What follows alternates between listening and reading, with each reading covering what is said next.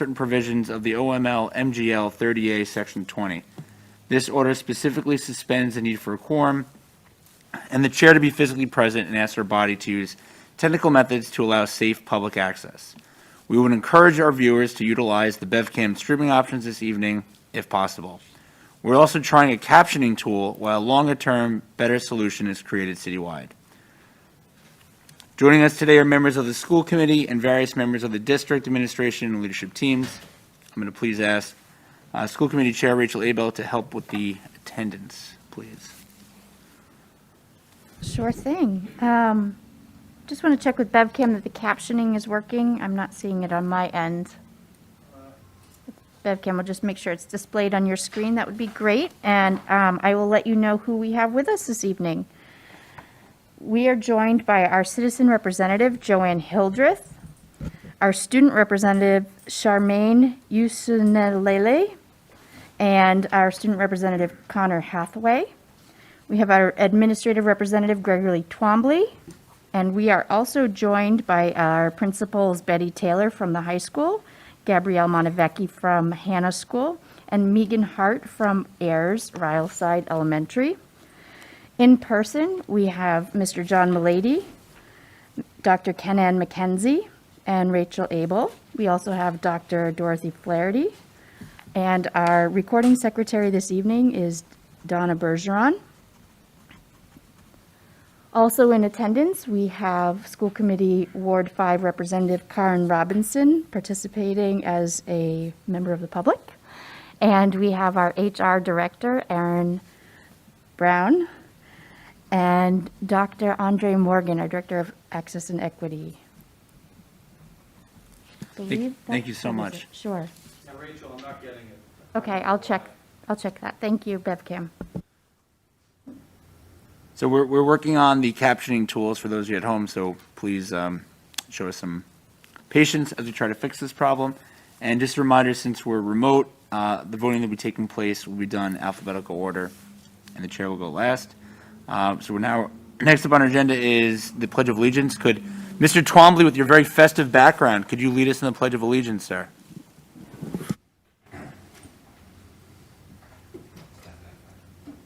I pledge allegiance to the flag of the United States of America and to the republic for which it stands, one nation, under God, indivisible, with liberty and justice for all. Okay, thank you very much. My favorite part of the meeting, calling it over to Dr. Flaherty. Thank you very much. The first item on our agenda this evening will be to approve the minutes from our October 13th. Thank you. Our first item that we... BevCam, we're not getting audio for our remote participants.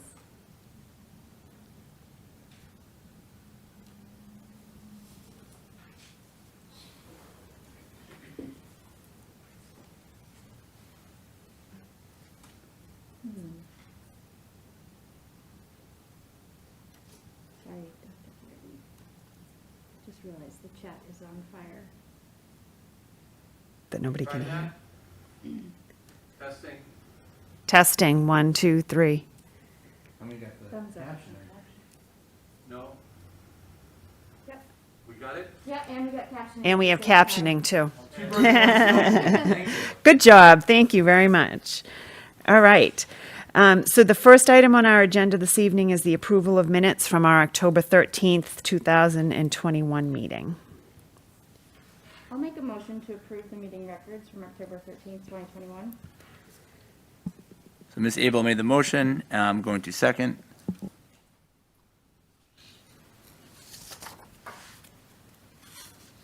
I didn't see any corrections.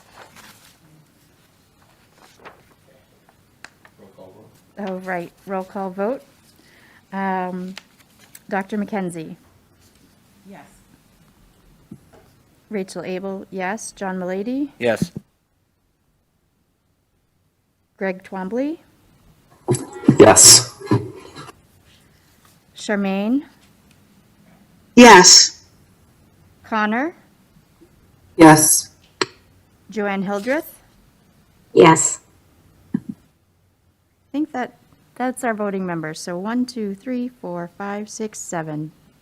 The records have passed. Great.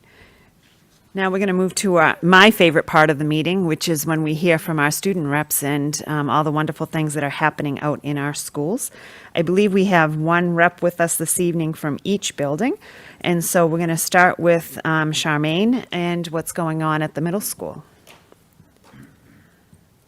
Hello. Today we held a Veterans Day assembly. Veterans and a few people from the high school color guard came down. The 7th and 8th grade band played the national anthem, and a few students read stories about veterans. And Charmaine, did you do the Pledge of Allegiance, I believe? I did. Yeah, it was a great assembly. It was very well attended. The students were very respectful, and the talent of the students was definitely on display for our veterans today. So it was a very nice experience. Charmaine, what did you play, Charmaine? I played baritone saxophone in band. You sounded great. Thank you. And Mr. Trombley was really good too at Master of Ceremonies, him and Mrs. Norton. Thank you, Don. Anything else at the middle school you want us to know about? No, not really. All right. So we're going to move on to Connor from Beverly High School, who also had an Wow. assembly today. So we we have many things going on in the works, believe me. So next Friday we have our Powder Puff game, which I'm very excited for. We have so many boys participating in the cheerleading, as well as a lot of girls doing the actual football players. That'll be fun. The week after that, we have our Spirit Week and our pep rally, which there's a lot of planning going into it. I've heard a lot of stuff that's happening, and I'm really excited for it. And everyone's ready to get some spirit. We also have, we just started talking about reach internships with the seniors, which is, of course, everyone's favorite thing to start doing. And I'm very happy that we'll actually be able to get out in the community and help out a lot. And I know it's 3 weeks away, but we also are coming up close to the fall play, which is so much fun and so scary at the same time. But we are loving it, and I think it's helping us get back into normalcy and getting more stuff to do. And I think that's Great. Connor, can you much it. share with everybody what the play is? the play is Clue, like the Tim Curry murder mystery one. It is December 3rd, 4th, and 5th. So please come, show your support. It's going to be a lot of fun, a lot of murder, mayhem, and laughter. We can't wait.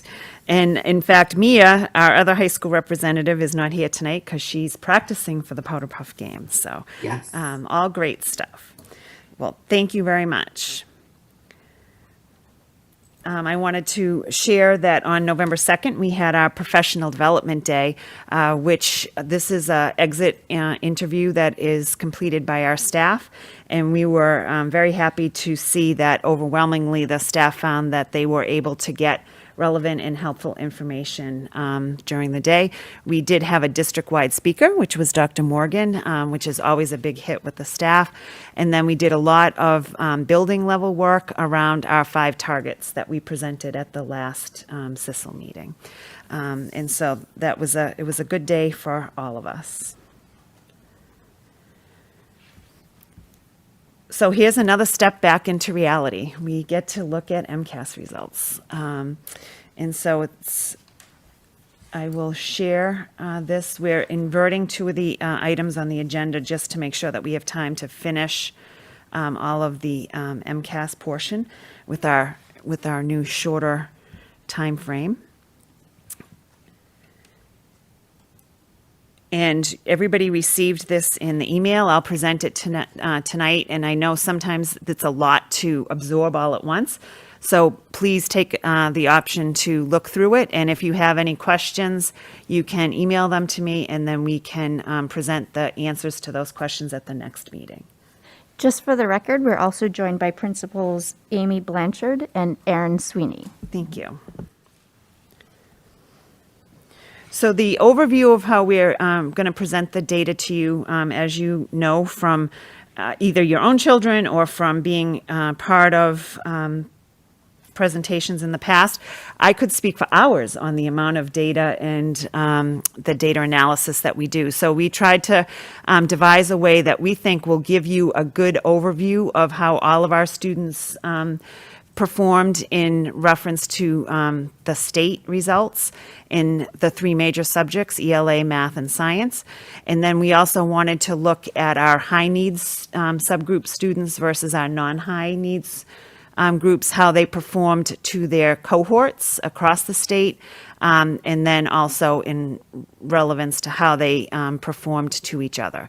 And I think you'll see that across the board from high school and from our grades 3 through 8, that not unlike every instance that we've looked at, that our high needs subgroups were impacted by COVID and the lack of constant schooling and normal school for 18 months. You'll see that impact was also greater in the results that we'll look at this evening. And then we'll end with our next steps in the areas that we're focusing on this year to help support all of our students. As we look at the results, the state and DESE has really tried to stress that these were, they're not sharing comparisons across districts this year, and that really it was to give us some information to use as a diagnostic tool in order to start our work of acceleration and making sure that all students were ready to perform grade level learning. So I want to just start by giving a little bit of a state overview so you can see how the results panned out across the entire state. This first graph will show you each grade, 3 through 8, and then grade 10, and this is for ELA. And you'll see the color coding. The blue is students that were above or exceeding expectations. The green was meeting expectations. The orange is partially meeting expectations, and the red is not meeting expectations. The blue line in the orange bar is where our the state results were on the 2019 MCAS test. So that will show you that, with the exception of grade 10 ELA, that actually made progress and had more students in the meeting and exceeding categories, that there was some drop in every grade level across the board.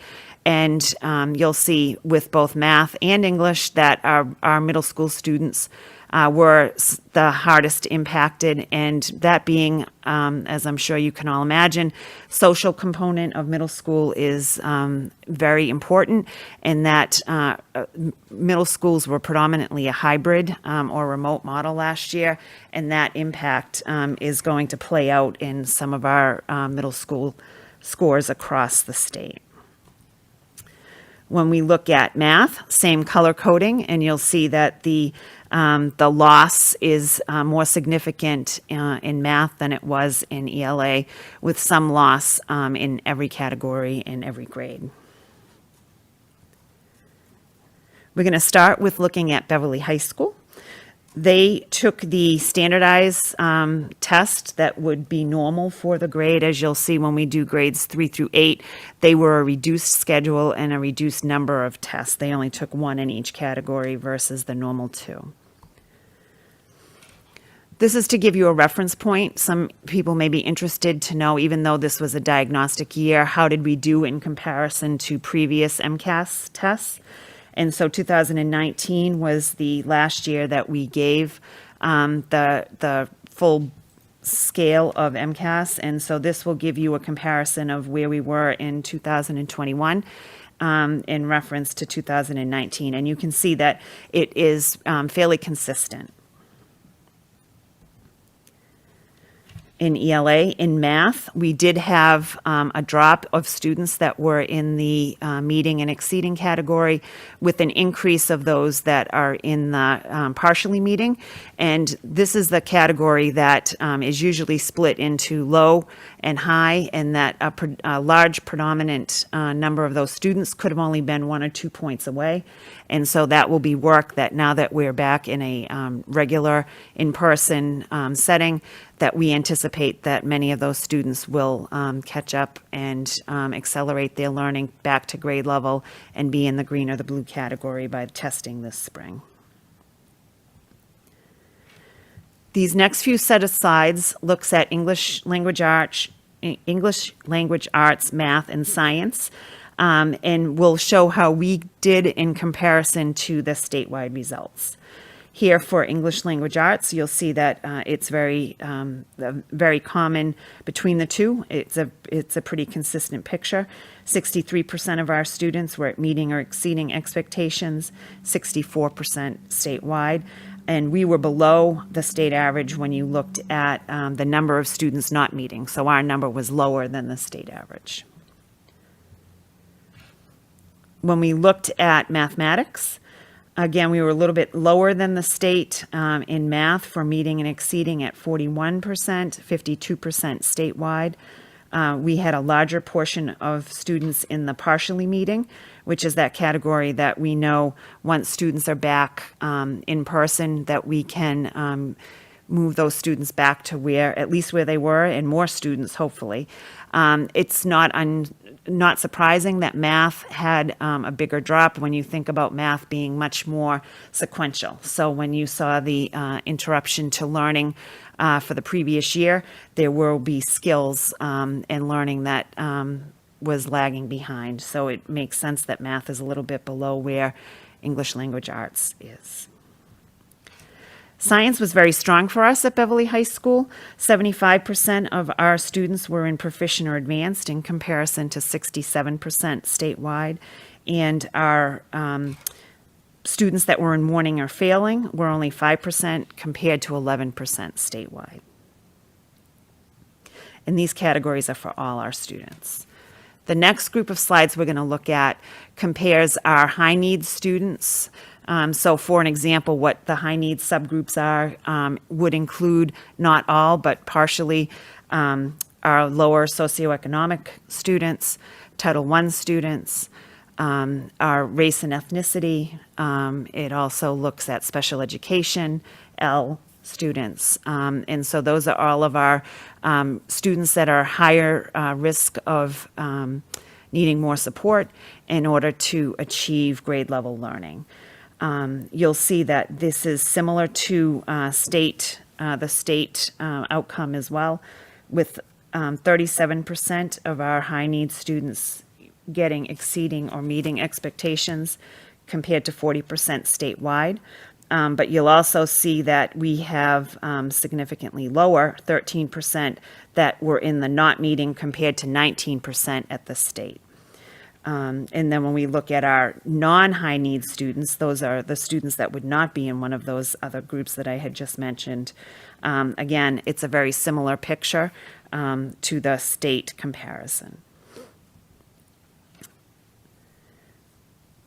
This next group is looking at math. And again, what I think you'll see is that each of the comparisons between the non-high needs and the high needs are similar. But the one thing that stands out is that there is a definite gap between the groups. So our non-high need students are scoring and achieving at much higher rates than our students that were in our subgroups. And this goes to show that these were groups that were greatly impacted more so by the pandemic. When we look at our science, our high school biology, this does show that this continues from our high scores that you saw for our all students, that our students that were in high needs also outperformed their cohort statewide significantly at 54% versus 44%. And the students that were in the warning or failing category was significantly below at 14% and at 23% at the state level. So our high need students also performed very well on the biology test similar to their cohort of students that were not in those categories. You'll see for our non-high need students, 88% were at advanced or proficient compared to 85% of the state. And we had nobody in the warning or failing category in this area, in this group. We're going to look at similar spans when we look at grades 3 through 8. As we had mentioned, the diagnostic testing was the main goal of providing the tests in grades 3 through 8 to see where we would be able to accelerate and make sure that we prepared students to be on grade level as they moved up. And because of the fact that they had one less test in each category, they only took one section, it was a reduced number of questions, a reduced number of testing, that we've been recommended to look at a span of grades versus looking at individual grades. If you also remember, we had remote learning, and each grade was assigned to one school. And so they have recommended to not compare schools because those students will be returning to their home school this year, whereas last year they were grouped in with different schools across the city. So we're looking at the grade span from grades 3 through 8. For our third and fourth graders, this was their first time taking MCAS because the fact that our fourth graders missed it the previous year. You'll see when we're looking at our all students category across English language arts, math, and science, that there's a very strong picture in comparison to the state, and it looks very similar for both the district and the state data. For English language arts, 49% of our students were meeting or exceeding, which was just slightly above the state. And for our not meeting, we were slightly below the state average, which is where we want to be. For mathematics in grades 3 through 8, 36% were at meeting or exceeding, and 34% for the state. So we were slightly above the state average there and slightly below in the category of not meeting or expectations. And then again, similar for science, it was almost exactly the same across the board. Now, when we compare our high needs to our non-high needs group, I think what you'll see, similar to when we looked at the high school data, is that it's very similar for cohorts. So we were similar to the students across the state that were in a similar cohort, either a high needs or a non-high needs group, and that each of the categories shows that the impact to our non-high needs students was significantly higher than to our, I'm sorry, I said that backwards, that the impact was significantly higher to our high needs students than to our non-high needs students. This is mathematics.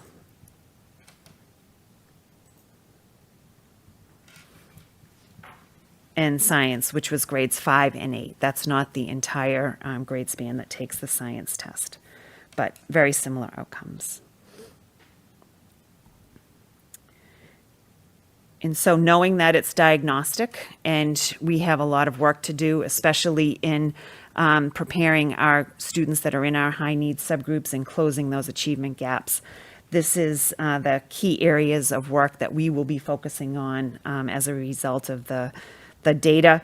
But again, this was one piece of multiple pieces of data and benchmark testing that we used as students came back to school.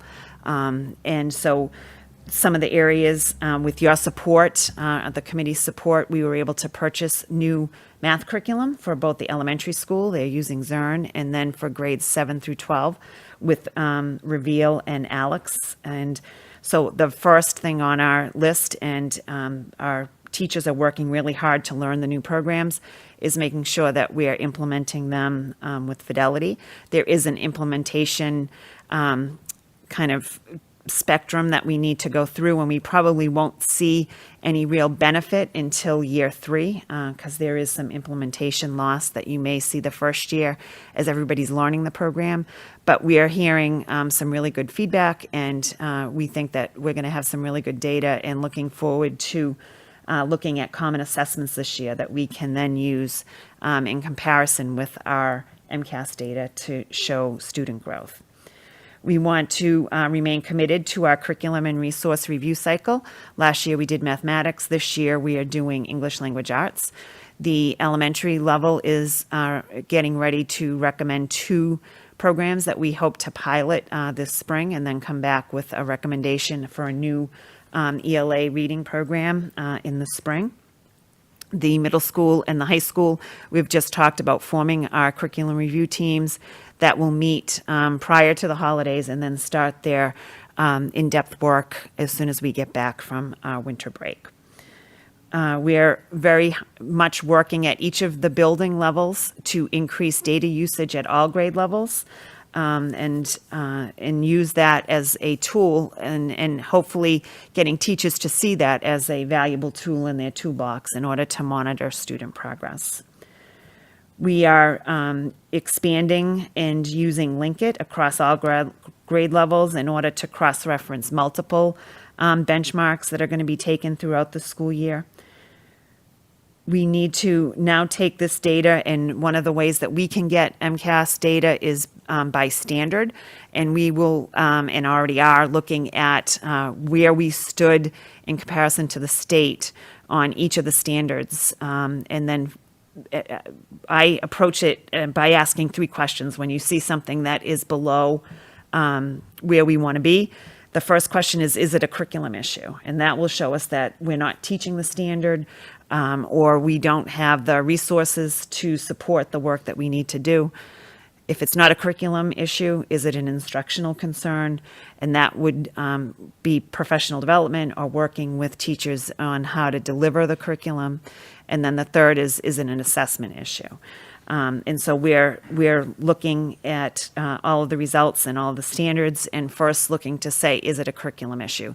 Which we did find when we were looking at math. So for an example, the data is much lower than we would want it to be. We knew that we had holes in the curriculum and in the resources we were using, and that's the recommendation last year to replace the tools that we were using. And so now we will hopefully see that return in our investment. We want to make sure that in all of our work, and the principals are working very hard on this as well with their teachers and teams, to make sure that we're looking at that achievement gap and closing the gap between our high-need students and our non-high-need students.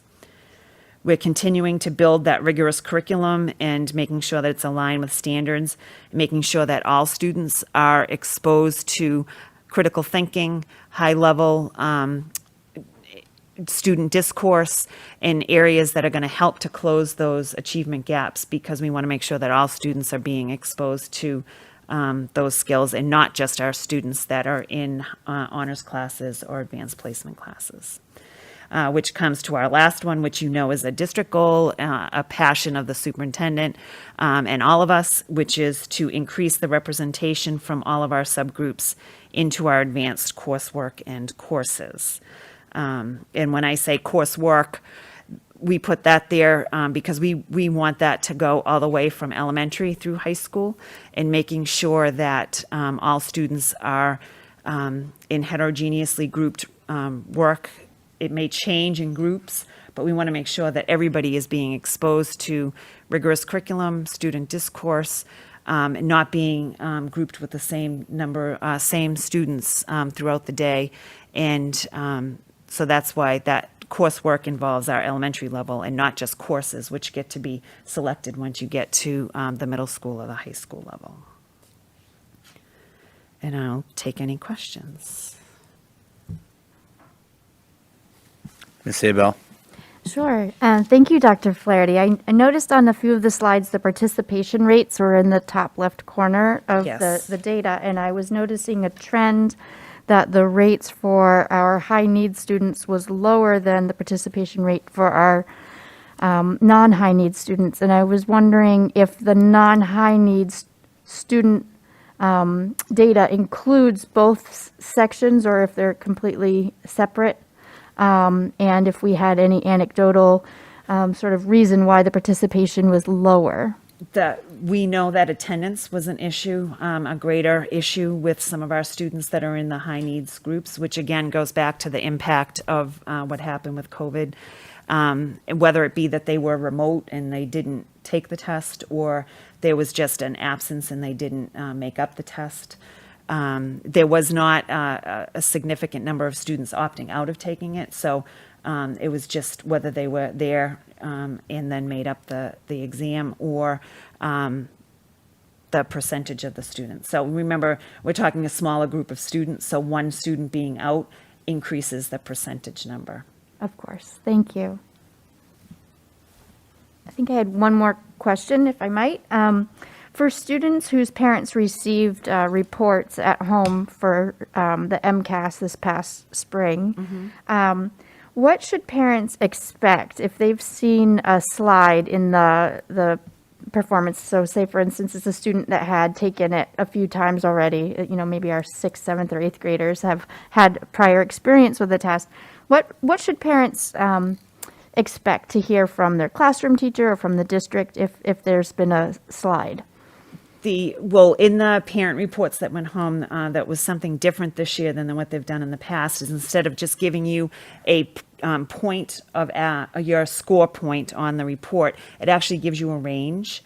And so that's basically saying that if your student took this test repeatedly, they would score within this range. And some of that was to make sure that if you were right on the cusp, you could still slide down into the partially meeting if you were already at meeting expectations, but then you could also be moving up.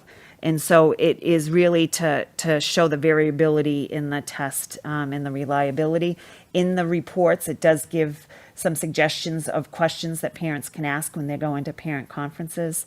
We know that those are coming up soon, and so if they have the report, they should bring it with it. They can ask their child's teacher around, what are you seeing now? Are they doing grade level work? What kind of support do they need?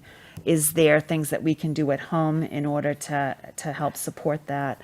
When we're offering, I know that the high school is going to be starting a homework help group with the here at the middle school.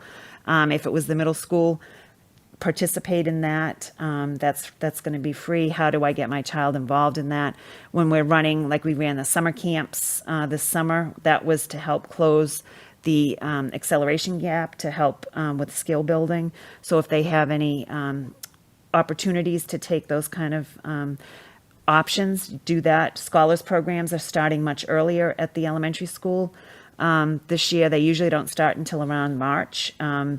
Multiple schools are already up and running, and if they're not starting already, they will be within the next couple of weeks. Thank you so much. Dr. McKenzie?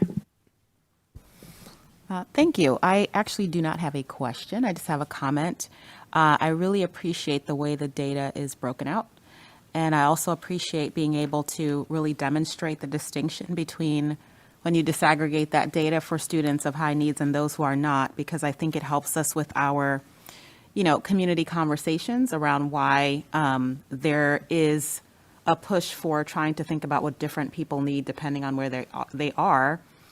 And that's the definition of equity. So I think it just helps to make it plain, to show that there is a differential in need and that the district is going to be responsive to that. And I think that's important for our community to know.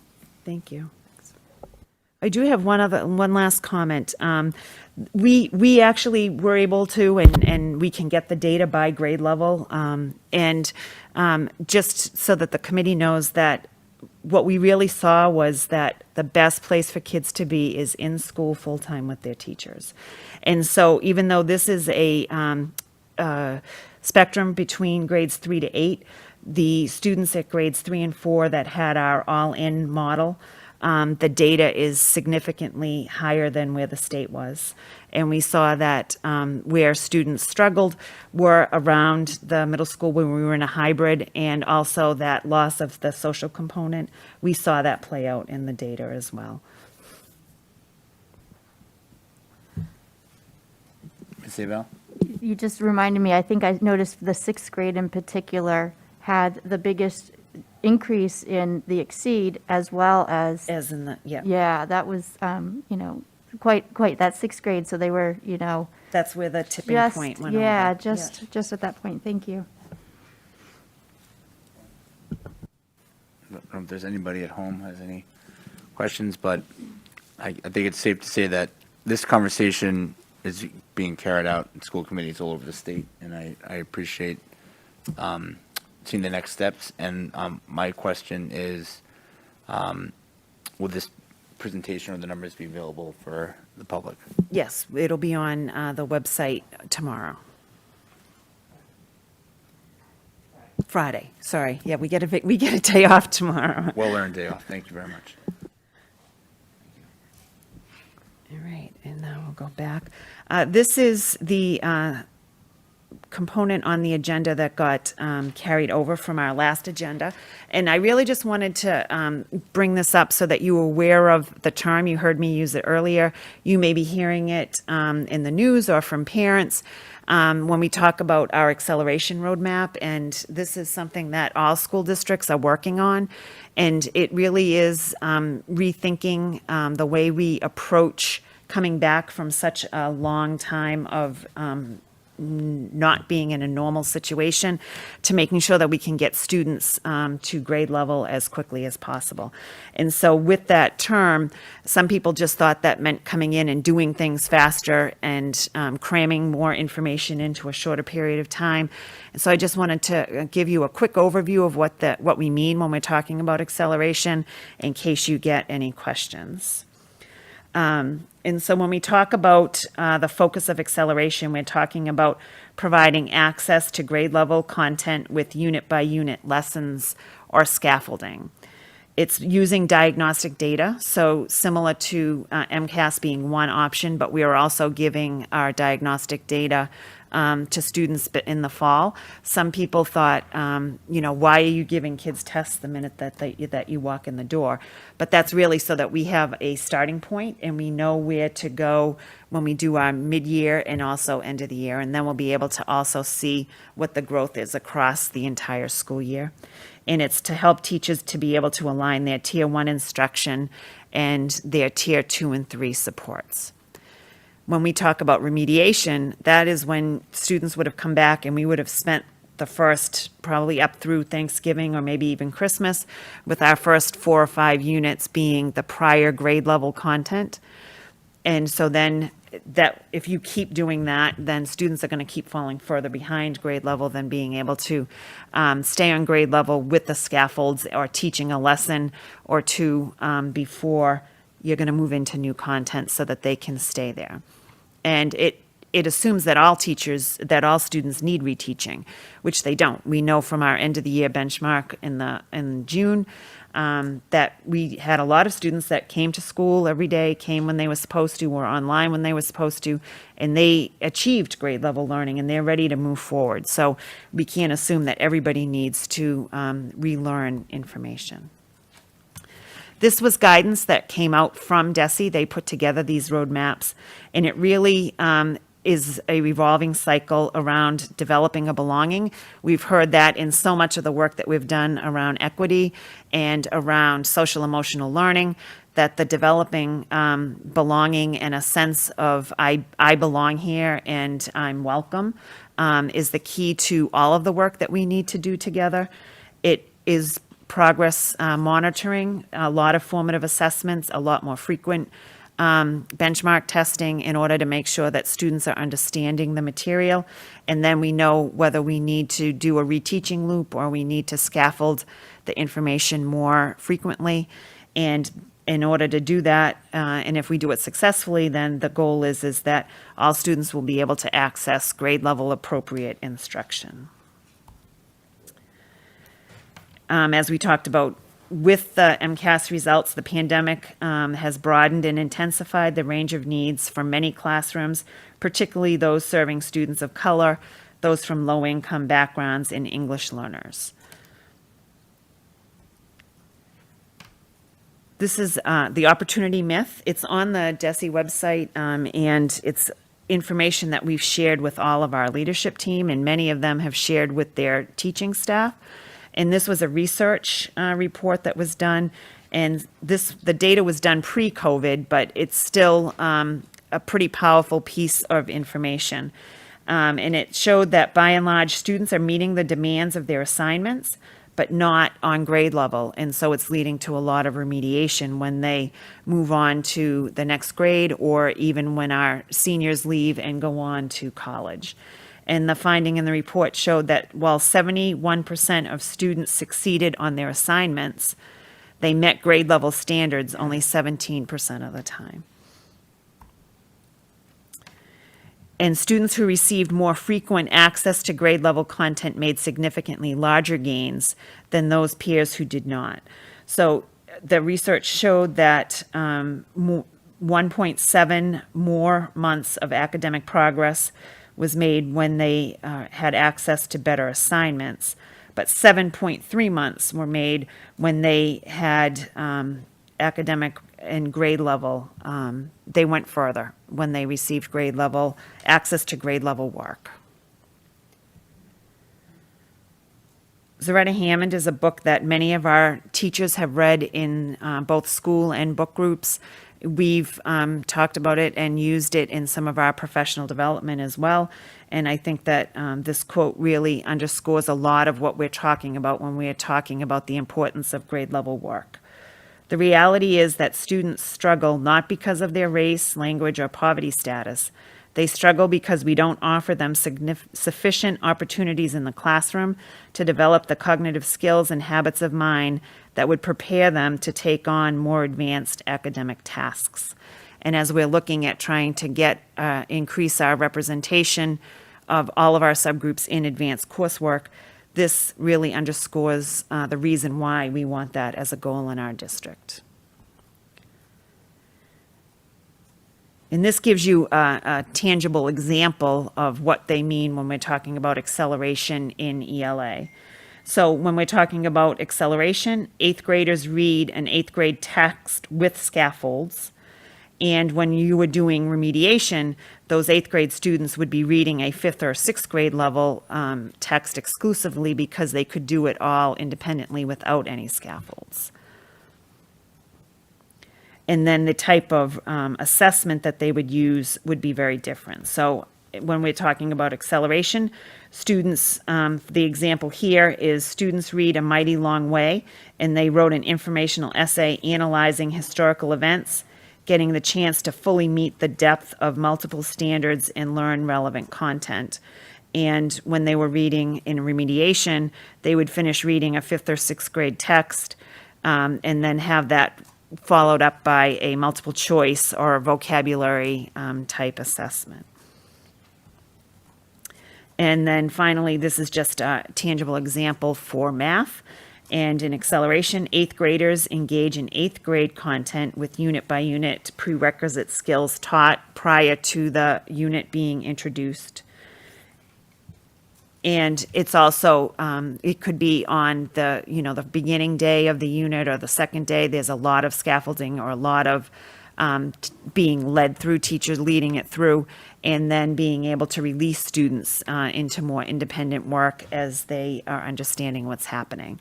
And again, with the remediation, it's more that you spend the first 3 or 4 months teaching grade 6th and 7th grade standards and doing a skills review before starting any 8th grade level curriculum. And so we just wanted to kind of give you an update and what the framework is when we're talking about, or if you hear about acceleration happening. And if you have any questions, and if not, I believe that is the end of our agenda. Dr. McKenzie, thank you. Thank you. I wanted to ask 2 questions, but I'll ask one and pause in the event someone else has a question. There was a slide earlier where it talked about students who were most affected. I'll get to Zaretta Hammond next. But if we go back a couple more slides, it talked about students were most impacted who were, there you go, low-income backgrounds, English learners, students of color.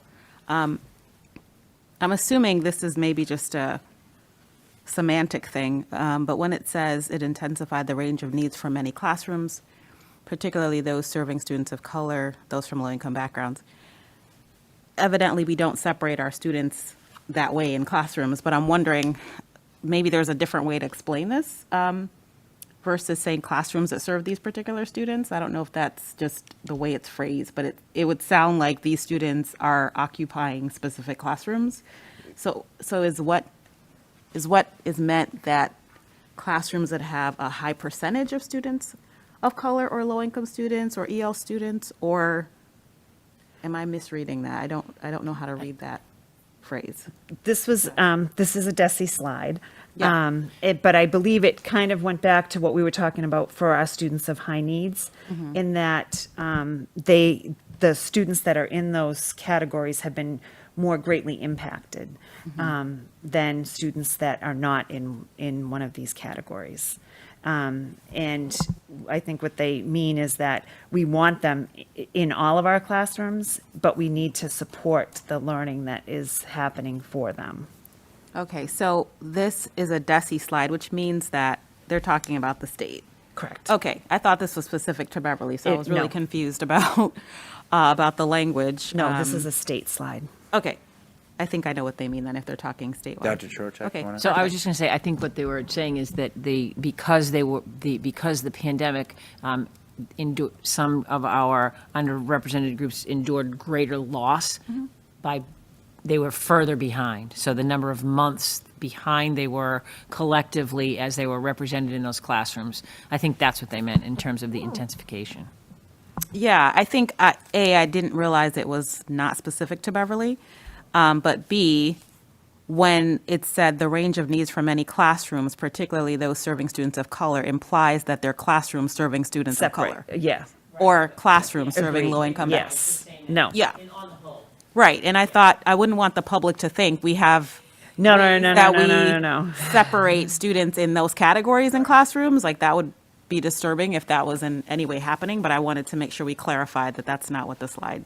Yeah, this was implying. talking about the learning gaps All for right. each of those categories. Thanks, so I'll pause there in case anyone else has any other question. I'm going to jump in because my question's self-serving, so I have to report. Dr. Flaherty, so I'm trying to come up with a brief summary of this. Could I say, my meet in 10, 15 minutes, would you say acceleration is the grade level content with more support and scaffolding, and remediation is more modified content? It's going back and teaching the content from the previous years. Awesome, thank you. Dr. McKenzie, thank you for your patience. Sure. So I am familiar with Zaretta Hammond's work, and it's brilliant and good work. I want to talk about the particular quotation because I want to make sure that the public understands some of our budget narrative. So with regard to the struggle students have, and the particular slide says not because of their race, language, or poverty status, again, it's more of a clarification that I don't want there to be a belief that we ignore poverty status or language and other factors, because they do, in fact, have an impact on students' ability to be successful. I can't speak for Zaretta Hammond, but I know Dr. Noguera, and I think part of what they're trying to say is we don't want to use those things as an excuse Correct. to lower expectations for students, but we definitely want to ensure that we address the variables, which we do as a district.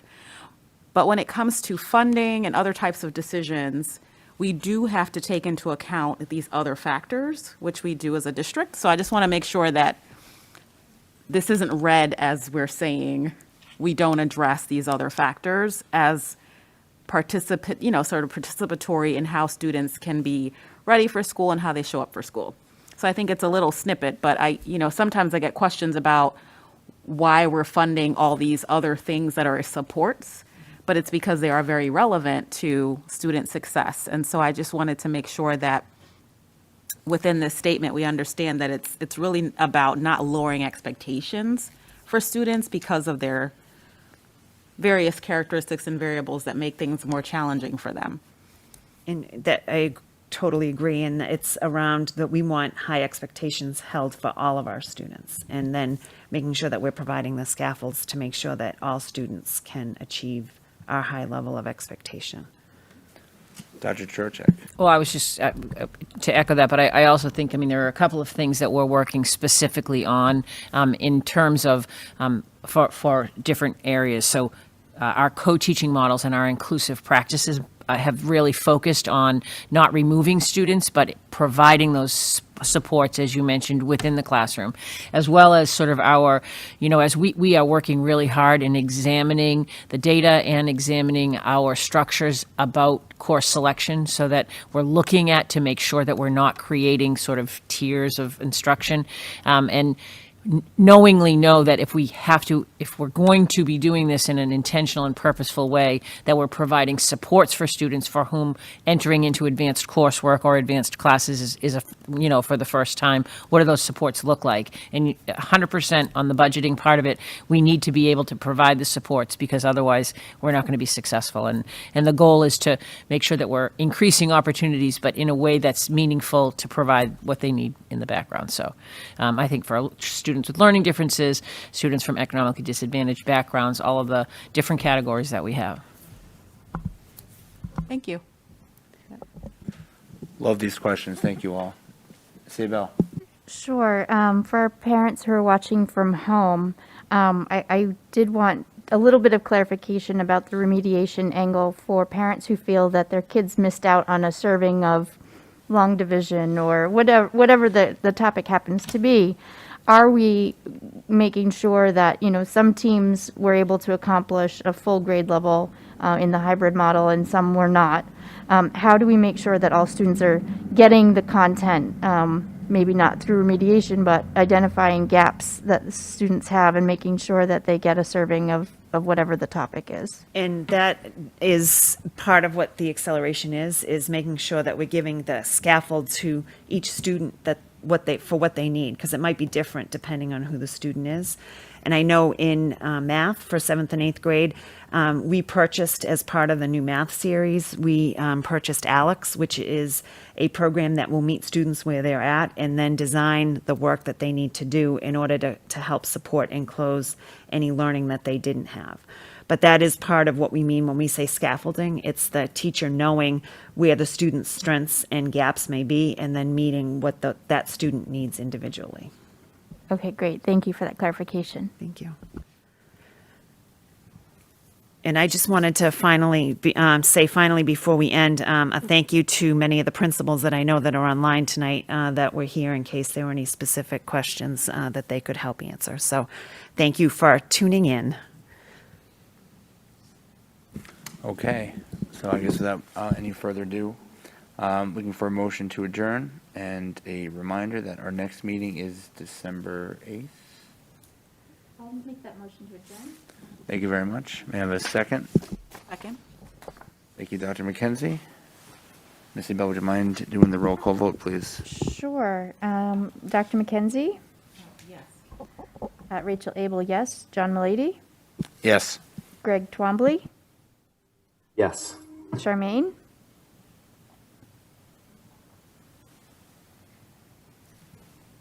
Charmaine, you might be on mute. Is that a yes to adjourn? We might have trouble with that. Maybe We'll take that as an abstain. We'll take that as a yes. And Connor? Yes. Thank you. And Joanne Hildreth? Yes. Okay, I count 7 votes. Okay. Well, thank you very much. I see Christmas came early in the Twombly household. Hope you all have a happy Thanksgiving. Take care.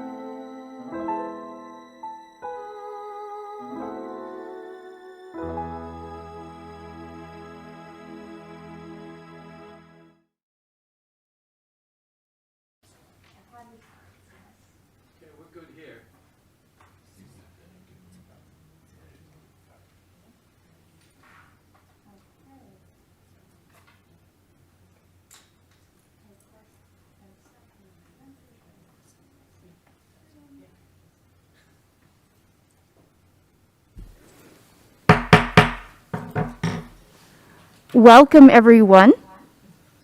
Go ahead and turn your volume off.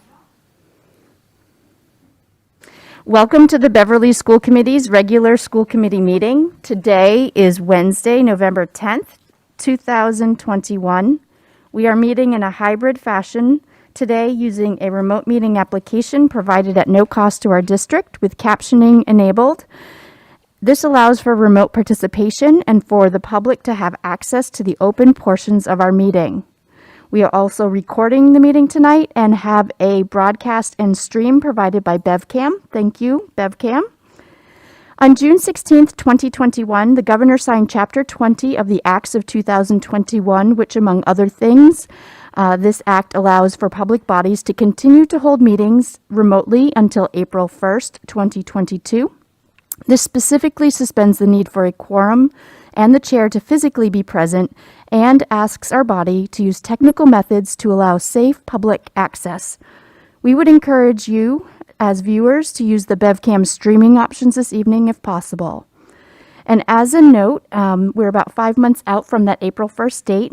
I do want to just let the public know that Beverly has had prior approval for remote participation after the expiry of this act. The only difference is that the chair and a quorum would physically need to be present. Tonight is a regular school committee meeting, which means we have an agenda item for addressing the body during our meeting. This is an opportunity for members of our community to relay approximately 3 minutes of information to the body. However, we will not engage in conversation. It is simply an address. Also on our agenda tonight, we have an executive session planned, and we will not return to open session. This means we'll be inviting the non-committee members to leave the library promptly at the conclusion of open session. Joining us tonight are members of the school committee and various members of the district administration and leadership teams. We will conduct a full roll call attendance in a moment. And I will be monitoring the meeting platform throughout to allow participants to join. Please remember, participants, that any audio or video that you supply on this platform will become part of the meeting record. As such, we encourage you to use the mute functionality to prevent background noises. So now I would like to conduct our full roll call. And if you're participating remotely, you can confirm that you hear and see us this evening.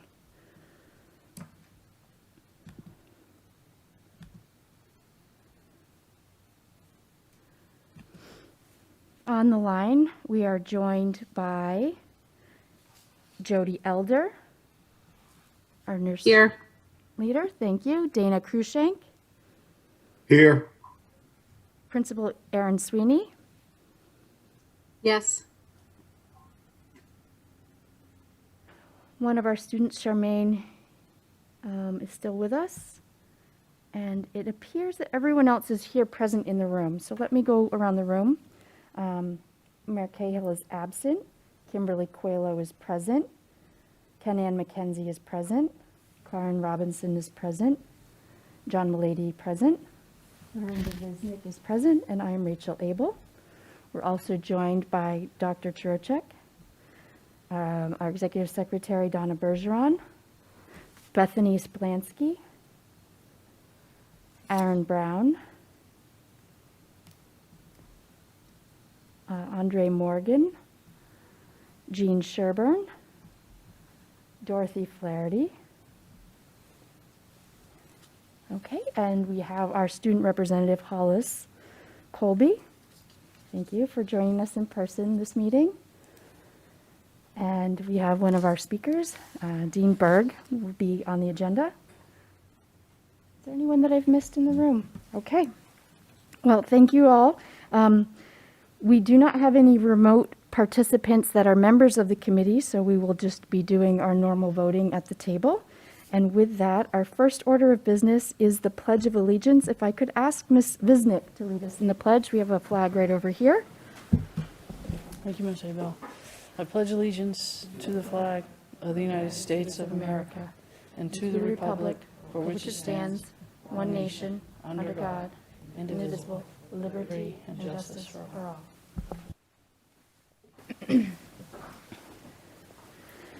Okay, our second agenda item was a placeholder for recognition of students, employees, and community members. We will save that agenda item for our December meeting where we will have a few.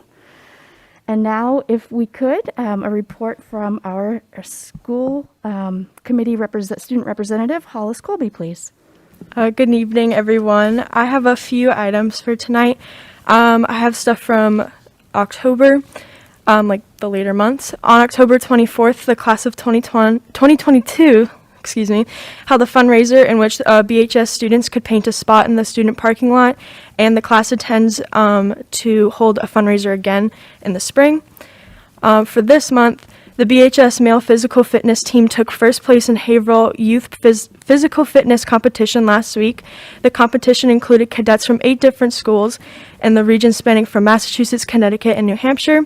2 of our cadets also medaled in individual categories. The first place team is Cadet Nelson Ribello, who also won a bronze medal for individual pull-ups and push-ups.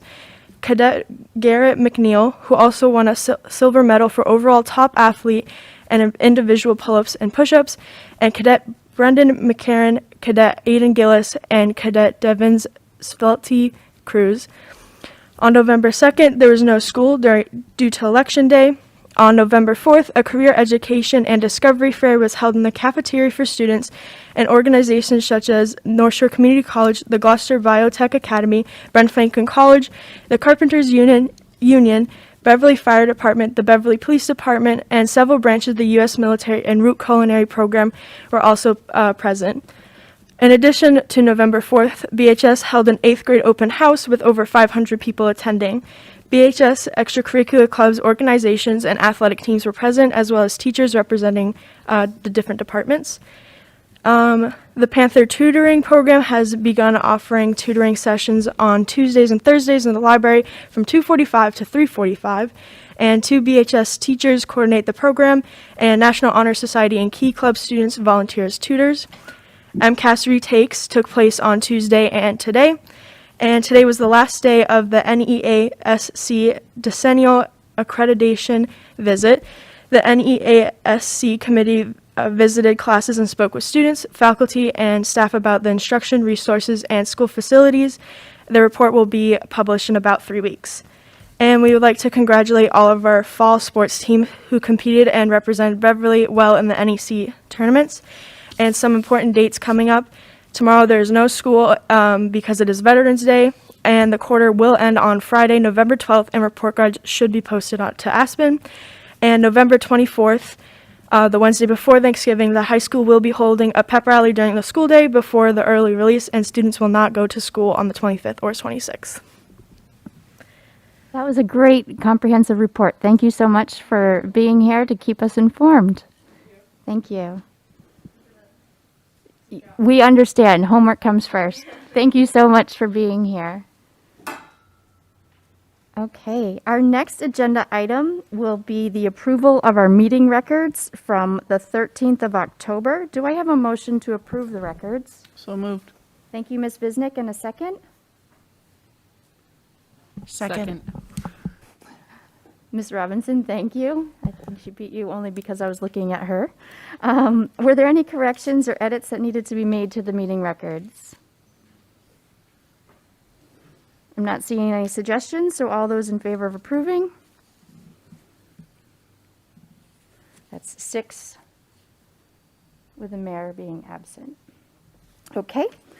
Next, our agenda item is an open forum for citizen concerns or input related to agenda-related items. This is the portion where the president will consider requests to address the school committee on items either included or not included on our agenda at this time. The requests can be made in advance at citizenconcerns@beverlyschools.org before 7 p.m. Or sign up this evening, as we have had one person sign up. Mr. John Taylor of 41 Cole Street is here in person. If you would like to come to the microphone, the student representative's microphone is available if you would like to use that.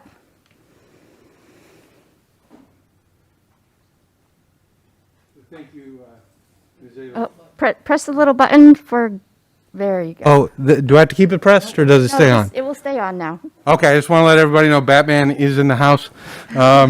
Okay. So I wanted to address the committee on transparency and data, Ms. Abel. I think I'm supposed to address my comments to you. Is that correct? To the body generally. Okay, to the body in general. Okay, great. So one thing that I wanted to first praise the schools on. My two children, of course, attend Beverly Public Schools since we live in Beverly. And they get a lot of value from attending the schools. Mrs. Burke and Mr. Parsons, particularly, have been very helpful. So I wanted to recognize them during this time. But what I also came to address the committee and the body itself on transparency and data, and I do so just to be helpful, to be insightful, not to criticize, not to condemn, nothing else, just to be helpful. So my ward representative, Mrs. Visnick, who receives many of my thoughtful emails, you're all lucky that you're not my ward representatives, made a recommendation many years ago that there be a time for communications from the media. And her recommendation was promptly removed. I think that's an example of the need for transparency in the school committee. Recommendations for time to communicate with other people. And I think the school committee should look at itself and consider whether you feel as a body that you're fully transparent with others. And I make that recommendation. The former chairperson, Ms. Abel, she had declined Ms. Visnick's request because she felt that the media wasn't present usually at the meetings, and if they came, we would allow them to speak at that time. But as most politicians can tell you, the last thing you're going to do if the media shows up at your doorstep is actually allow them to speak. So anyway. The other thing I wanted to address the body on was data.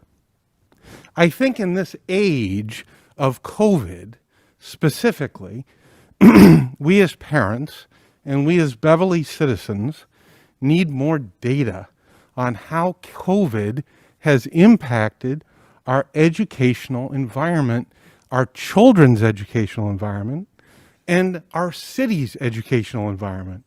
It has had important effects, and it's really hard to have a conversation about things like masks and mask wearing if we don't have data. And we have this great COVID page that the superintendent has put together, and one of the questions that I have for the body is, why did it take the Boston Globe to detail out MCAS results pre-COVID and COVID and their possible related COVID impact? The Boston Globe reported a 20% statewide drop in MCAS scores, a 28% drop at Ayers-Rylside, and actually some increases here in Beverly. So there were some good things that happened. But we don't have a page that puts data out there. And I think we should use that COVID page to do that. And maybe the school committee could use some of its ESSER funding to add to that page. Maybe we could have just 2 data points: absences in the same cohorts, or grades in the same cohorts, obviously not personally identifying. You already have the MCAS scores, because the Globe has already given you that. So this would be probably a very inexpensive process, but it would be helpful data, because then you can have a conversation about masks in our community with data instead of just passionate feelings. And I wanted to present that to the committee. Thank you very much. Thank you very much for your effort to come join us in person this evening. And That man is out. okay, Thank you, Mr. Taylor. The chair has also received an email from a citizen, Karen Chase of 11 Cross Street, Beverly, has asked me to read this into the record this evening. My name is Karen Chase. I have been a Beverly resident for almost 20 years. I have a kindergartner at Cove Elementary, and tonight I would like to talk about fear. Not fear of COVID-19. Please do not get me wrong. No one wants to test positive, but we know most people, and especially kids that do, have a greater than 99% chance of recovering from COVID-19. What we do not know is how these vaccines are going to affect our children in the future. The fear I am speaking of is losing parental rights to choose what is best for our children. I do not want my son vaccinated, and I am afraid that this could be done at school without my consent. There are House bills being considered right now, S1517, that would allow children of any age to be vaccinated without parental consent, and another H2271 that would allow the record to be hidden from parents/guardians. I will repeat, I do not want my son vaccinated, and I will not risk it being done by mistake. If school nurses become authorized to administer these, or they are made mandatory for children, our babies with strong, robust immune systems, completely capable of fighting this virus on their own, I will be forced to remove my child from public schools. I don't want to do that. I am not an educator. My son is social. He likes going to school, and school is where kids need to be to foster academic, social, and emotional growth. But if it comes to this, I will remove him, because I should not have to fear him going to school every day. The fact that Beverly Public School System has rushed to set up vaccine clinics so quickly is, in my opinion, despicable. I would like to ask, have any of you done personal research on the vaccine? Not mainstream media research that entails really digging into the CDC, FDA, Pfizer, or VAERS websites. Are you aware that the trials consisted of less than 3,000 children ages 5 to 11? Have you heard of Maddie de Garay? If not, a quick Google search will tell you everything you need to know. A once vibrant 12-year-old girl's life has been forever altered. I want to be clear. I am not an anti-vaxxer. I believe in vaccinations that have had time to properly be tested with adequate time to know what any long-term effects could be. The fact the Beverly School District has jumped so quickly to offer clinics for children is reckless and shows little to no regard for the safety of our children. I am vehemently opposed to the clinics being offered on school grounds, period, even after hours. If they were ever offered during the day, I would be keeping my child home. Every day, I become more and more afraid to send my child to school. And I assure you, that is a terrifying feeling. I know I am not the only parent feeling this way, but many parents are afraid to speak up or just don't know what avenue to take. Thank you for listening to my concerns. It is my hope you will take them into consideration moving forward as you develop strategies regarding vaccines and our children. Sincerely, Karen Chase, 11 Cross Street, Beverly. Okay, and I don't see any other speakers this evening. The next item on our agenda is items by consensus. This is item number 6 on the agenda. We have warrants labeled A, B, C, and D. Is there a motion to approve the warrants as specified in our agenda? So moved. Thank you, Ms. Visnick. Do I have a second? Second. Thank you, Ms. Coelho. As a group, all those in favor of approving the warrants? Ms. Bergeron, I count 6-0. And now it is my pleasure to get to our 7th agenda item. We have with us today, and I need to share my screen once I figure this out, Mr. Dean Berg with Green Beverly. Thank you for the opportunity to give the school committee a preview of Green Beverly. Let's see if I can get this in present mode. Thank you, Ms. Abel, and it's a pleasure. Thank you for inviting me to speak, and it's a pleasure to meet the other committee members. Thank you for inviting me in this evening. And we're all set on the presentation? I believe so. Okay. So my name is Dean Berg. I'm with Green Beverly, and tonight I'm going to introduce Green Beverly and talk about how we build a sustainable Beverly together. So over the next 8 to 10 minutes or so, we'll talk about the what, why, how. And we'll start out with what is Green Beverly. So if you could advance for me, that'd be terrific. So Green Beverly is a nonprofit on a mission.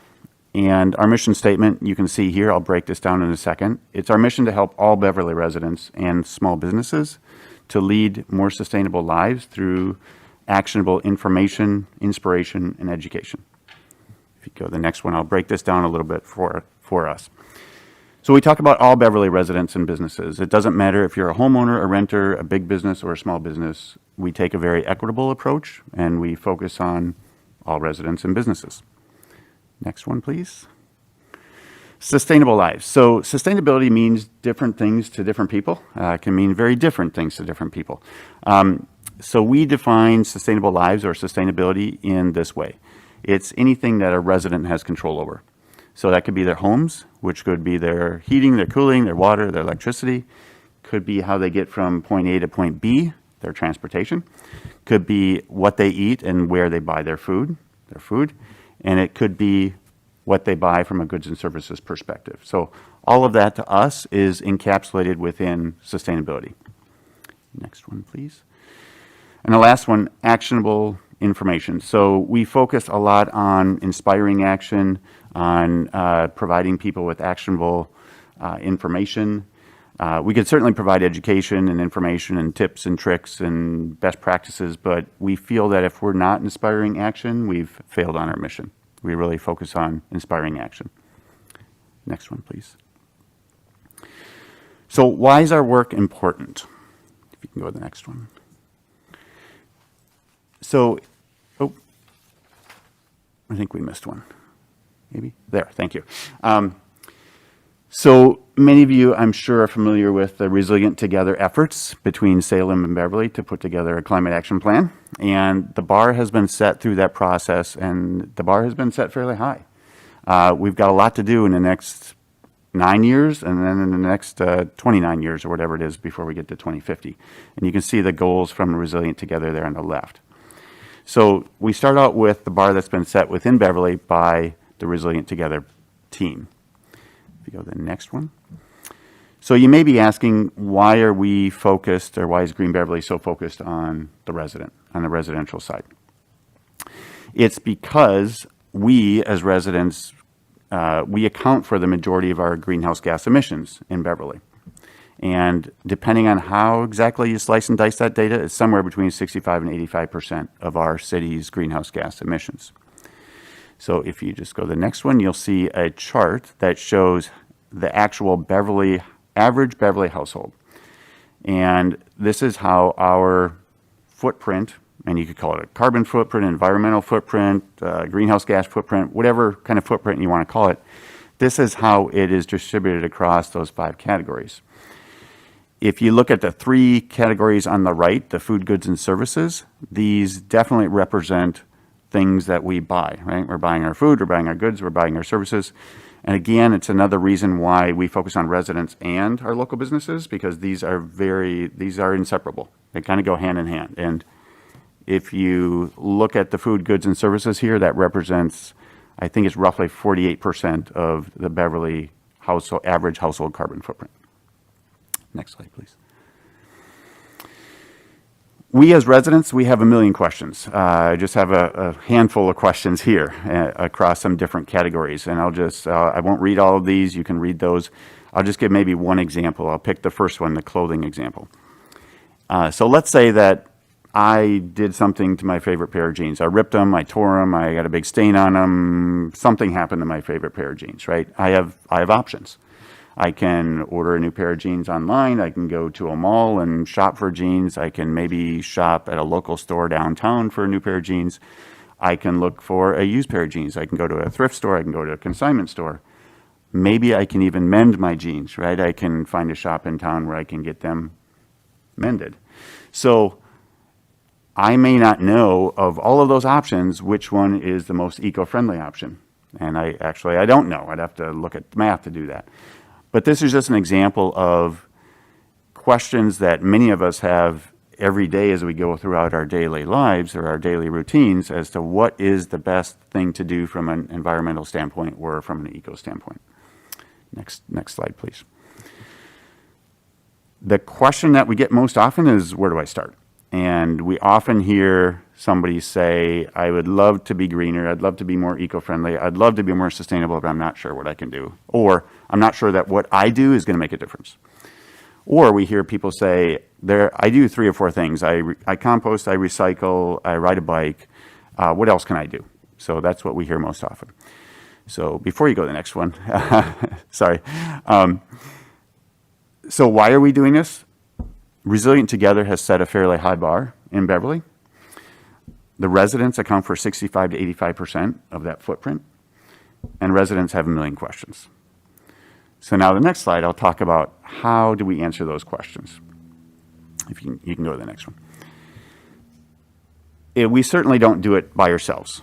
You know, I'm not going to sit here and say Green Beverly all by ourselves in a vacuum is going to come up with all the answers and all the solutions. It certainly does take a village here. And many of these questions, many of these challenges are Beverly specific challenges and questions, and they require Beverly specific answers and solutions. You can go to the next one. So it certainly does take the residents, the businesses, the schools, and the municipality. We talk about the 4 stakeholders within our community. You can go to the next one. When we talk about answers or solutions to these questions or these challenges, we break them down into 2 general categories. We talk about community-wide answers and solutions, and we talk about individual answers and solutions. And I'll just give a few examples of some community-wide projects that we're working on right now. One is increasing our local food production. So you may or may not know that transporting food across the country is very costly from an environmental standpoint. So if we can increase our local food production, that significantly reduces our carbon footprint that we have here in Beverly. That's not an easy thing to do. We do not have a lot of excess farmland that is just sitting vacant, right? So we're looking at other creative ways to increase our local food production. The second one is viable heating options. So we have about 38% of our homes in Beverly that are still oil fired. Oil is the source of heat. And there are more that are using gas for heat. So if we can find viable ways for homeowners or building owners to convert from gas and oil to electrified sources of heat, i.e. heat pumps, that is, if you remember back to the earlier chart that we've shown, that's a significant reduction in our footprint as well. That is not an easy thing to do. It's very costly in most homes to make this conversion, and it's not viable for most homeowners. But we're looking at some very creative solutions to doing that, and there are a couple cities that are that have found some creative solutions that we're talking to, and we're modeling and seeing, you know, what aspect of this model that they've created would work in Beverly and would fit in Beverly, and what else would we have to augment or supplement. The last one is food reclamation. So we talked about the transport of food being high from an environmental standpoint. The food waste component is also very expensive from an environmental standpoint. And if we can take food out of the waste stream, so certainly composting is one aspect of that, but another aspect is taking edible food out of the waste stream. So if a supermarket has food that is about to expire and they're about ready to throw it in the dumpster, if we can salvage that from the dumpster, likewise with a restaurant. If there are restaurants that have made an excess amount of certain menu items, and at the end of the night they're about ready to throw that away, if we can salvage that and redirect it to feed our food insecure, we actually are helping to support 2 challenges in our community at the same time. One is a food insecurity challenge, and the other is an environmental footprint challenge. So that's something that we're looking at and analyzing as well. And there are 2 or 3 other projects like that that we're digging into and trying to find solutions for. On the individual side, it's working with individual homeowners and businesses one-on-one. So it's providing that education, that information, helping to inspire action. And we know that we all have different routines, we all have different lifestyles, we all have different daily workflows, and we can't expect that people are going to necessarily come to us. So we have to go to them, and we have to meet them where they are. Next slide, please. So we have 4 channels in which we are communicating and hopefully inspiring action: digital, physical, coaching, and being in the community itself. And I'll touch on each of these 4. Next slide, please. So we just launched our revamped greenbeverly.org website about 2 weeks ago. If you haven't seen it, I'd invite you to check it out. It has a lot of resources. As with any website, this is a living, breathing thing, right? And we'll continually evolve it and enhance it. But it has a lot of resources already, and there's especially one area called Green Actions, which is really a database of green actions that range from simple, everyday, free, do-it-yourself kind of things to more complex, more expensive, maybe more impactful kinds of things. So we really cover that spectrum, again, focusing on, being a resource for all residents and all businesses. Next slide, please. Physical. So we have a space in the Cumming Center. It's 107Q in the Cumming Center. It's a phenomenal location within the Cumming Center, if you're familiar with the Cumming Center. Our plan there is to build out a sustainability showcase. So it'll be a museum-like or a museum-like exhibit focusing on different aspects of sustainability. You see some concept designs here. The top picture is a museum somewhere else, and that's what we're replicating or trying to replicate in our design. And the bottom pictures are some concept drawings within the space itself.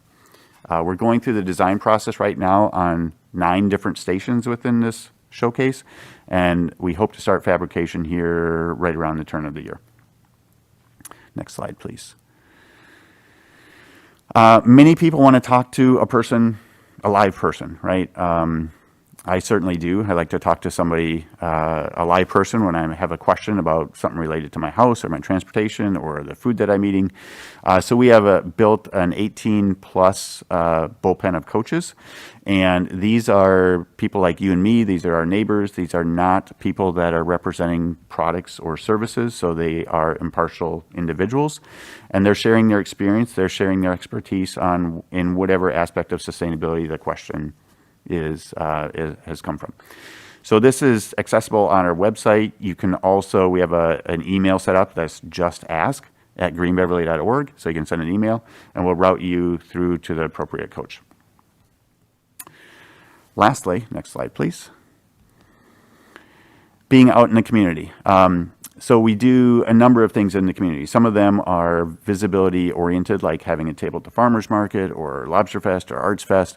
Some of them are more community environmentally oriented, like doing beach cleanups. And some of them are educationally oriented, like doing workshops. So this picture is actually of a backyard composting workshop that we just did at the library about 3 or 4 weeks ago. And if you go to the next slide, this is a picture of our pumpkin smash that we just did this past Sunday. Was anybody there? No? Okay. Spirit. It was awesome. No, it exceeded our expectations by a long shot. We had roughly about 450 people in attendance. We estimated that we had about 650 pumpkins that we smashed or composted. And this is, it's got an underlying educational tone to it, which is let's keep our pumpkins out of the waste stream and let's compost them. And it had, I think we were successful in pulling this off. It had very much a community feel, a family feel. I was manning the pumpkin catapult for 3 hours straight, and the line was nonstop. And there were kids at the end that just kept coming. They would go into the compost pile, find a pumpkin that maybe wasn't all busted up yet, and bring it back. And they did that like 4 or 5 times for the next 20 minutes after we had actually ended. So this will be bigger and better next year. It will definitely be an annual event. I think we're on this, and we didn't dream this up ourselves. It was actually done in Newton a couple years ago, and we borrowed this board, the pumpkin smash board, and the catapult from Newton. So they were very gracious to let us borrow it for the day. So those are examples of us being out in the community, not only helping to build community, but bringing a sustainability educational component to the event that we're doing. Next slide, please. The last part of how we're doing this is our organization. So with any organization, the people are at the heart of the organization, right? They're the heartbeat of the organization. And we have about 30 plus people when you look at our coaching staff, our volunteers, our core staff. We have about 30 plus people that I think are very passionate, not only about Beverly, but about sustainability and wanting to do what's right for Beverly. So we got a great group of people. I mentioned earlier we're a nonprofit. Our challenge is that we are providing these services free of charge. You know, our coaching service, our green actions, our pumpkin smash event, all of our workshops, these are all free of charge at this point. And as part of our mission of being able to reach and engage all people, right? So to counter that challenge, we have 3 revenue sources, grants, sponsors, and donors. So that's how we're surviving as an organization. And last slide, please. So I'll close with a quote that was actually provided in a staff meeting that we had by a college intern over the summer. Her name is Ella. She's actually a Beverly resident. She's a Salem State student, and she worked with us over the summer for 3 months. She said, it's been terrific to work with Green Beverly over the last 3 months. I'm impressed with the passion, energy, and dedication to climate action. And that part, I shouldn't say, you know, blah, blah, blah, but you know, that's nice. But these last 4 words were the words that I will not forget. And I remember, and I have to make sure I don't tear up here. I remember when she said these words. She said, it gives me hope. And I sat there for a second. I was speechless for like, I don't know, felt like 30 seconds. But that is the reason I do this. I think that's the reason a lot of people within the Green Beverly organization do this, is because that generation, 20-year-old, 20-somethings, they need hope, right? They need to know that we are going to leave them with something that they can live in. And that was just, it was very inspirational to me, and hopefully it is to others as well. So last slide. Thank you for inviting me to present here. I'll certainly take questions if we have time. I don't know if we have time or not. If not, you can certainly reach out to me with my email or my phone, or you can follow us on our social channels at Green Beverly MA on Facebook, Instagram, and Twitter. So thank you very much for allowing me to speak. Thank you so much for joining us. I will make these slides immediately available after the meeting to the members, and we will put them in our packet for posting. Did anyone have a quick question for Mr. Berg? Ms. Visnick? It's not so much a question as it is a statement. I think that there are specifically 2 places where our school system could join up with Green Beverly and make a sizable impact. And the first one is relative to food reclamation. If we had our share tables going on, that would totally fit in with Green Beverly. And the other one is, what are we using for our own containers when our children eat, whether it's taking their lunches home or whether it's taking items out of the food line. Are those, is the packaging we use compostable or not? And we've talked about this a little bit in the past. I wish to recognize explicitly that the cost of compostable containers is higher than non-compostable containers. But I've done some work with Green Beverly and floated the idea that if we could buy in a big enough volume, so if we could get Beverly businesses and the Beverly school system and all the people who are, for instance, serving the hungry to buy in bulk compostable containers, then the cost should be approximately the same as buying a plastic or a styrofoam container. So I think that there are areas where we can work together, and I think we have to decide if we want to do that, to really commit to doing it and be intentional in our desire to go that direction. Thank you, Ms. Visnick. Are there any other members?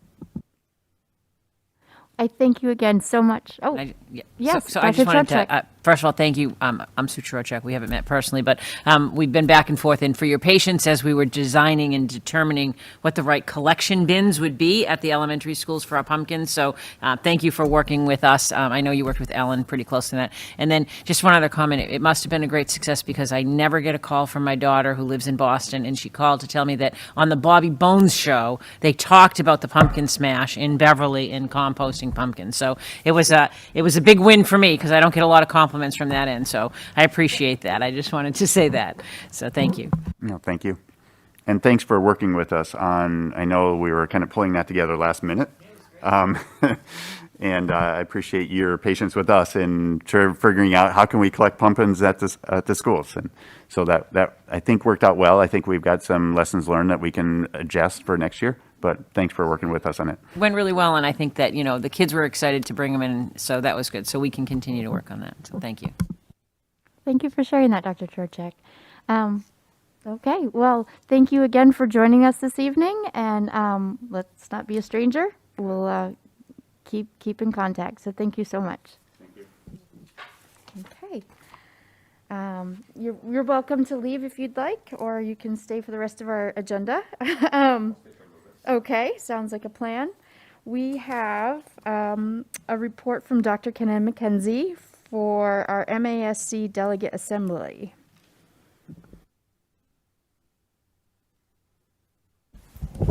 Okay, thank you, everyone. I'm going to be concise. I have to say it was a real pleasure to go. I had no idea what to expect, but it was a real educational experience. I think that MASC did a tremendous job hosting us in a hybrid fashion. So I was actually online, but we had the ability to see the room, we could hear everything, and they took different types of votes. So in the room, there were yays and nays, and then online, we actually had to vote in the chat or it was quite interesting. So there was a lot of logistical energy spent in including everyone. So generally speaking, I would say there weren't a lot of disagreements per se with regard to the resolutions, but I did think it was interesting to note that in the beginning of the meeting, before we voted, there was one district that chose to abstain from one of the choices and to vote no on all of them. And their rationale was that they were not sure that school committees could vote on items that were not already funded. And so I just think it was interesting that, we're still clarifying, I think, in terms of, action civics in the world, like how this all works. And I think there is generally a concern about whether school committees feel like they're being put in a position of like hyper-political decision-making. And so that kind of began our conversation. There was a really inclusive statement read in the beginning of the meeting to just, again, reaffirm, our goal is to be of good and of service to our community and to center the needs of children and families as advocates. So with that, most of the resolutions that we discussed here in this body with regard to the fact that we all essentially agreed to vote yes on all of them, most of those were the case as well for that body. So we did not deliberate on at least half of the items. The ones that were deliberated on seemed to be centered more so around language differential. And so just to give you an example, we had a discussion around whether that we could pass a resolution to require permission and consent from tribal communities to use mascots, which was number 9. And the resolution passed with only one person abstaining and I think 4 voting no, 96 passing. And I recall that there was an individual who spoke about her identity as a member of a tribal nation and helped to explain to the body why it might be offensive to not seek that permission. And it was just really helpful. So I appreciated that virtual or in person, there were opportunities for members to share real-time, realistic impact of some of the choices we were making. And while we have Green Beverly here, there was another really good conversation. In fact, this was the most debated conversation, and it was around the prospect of having electric school buses statewide. And the challenge, maybe you can help us think about this in the future. The challenge raised was not about the value of doing it or that anybody disagreed with the idea. The challenge was around cost for districts to begin the process, and that there were distinctions between districts that own their own buses and districts that did not and contracted out. And we're fearful that small businesses that provided those services would not be able to endure the cost of that. So these are some interesting things to think about. And as we're there as a statewide body, we were able to consider what other jurisdictions have to think about differently. That motion still passed, but it was just the conversation was very interesting.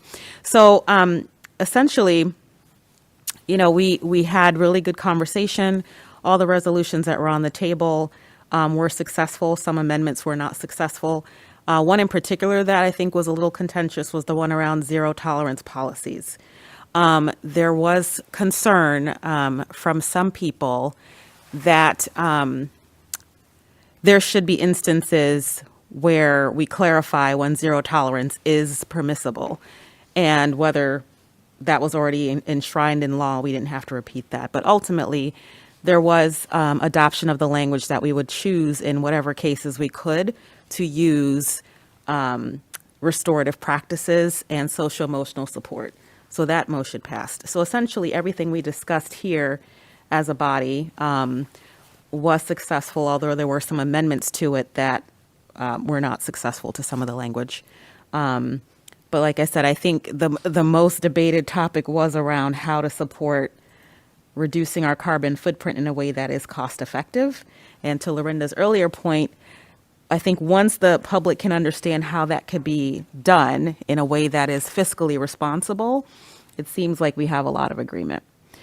So, you know, again, I think that there is widespread agreement in terms of votes that everybody is supportive of these resolutions. But again, I think when we can talk about the how in a way that seems practical, it seems like we have a lot of agreement on how we want to proceed.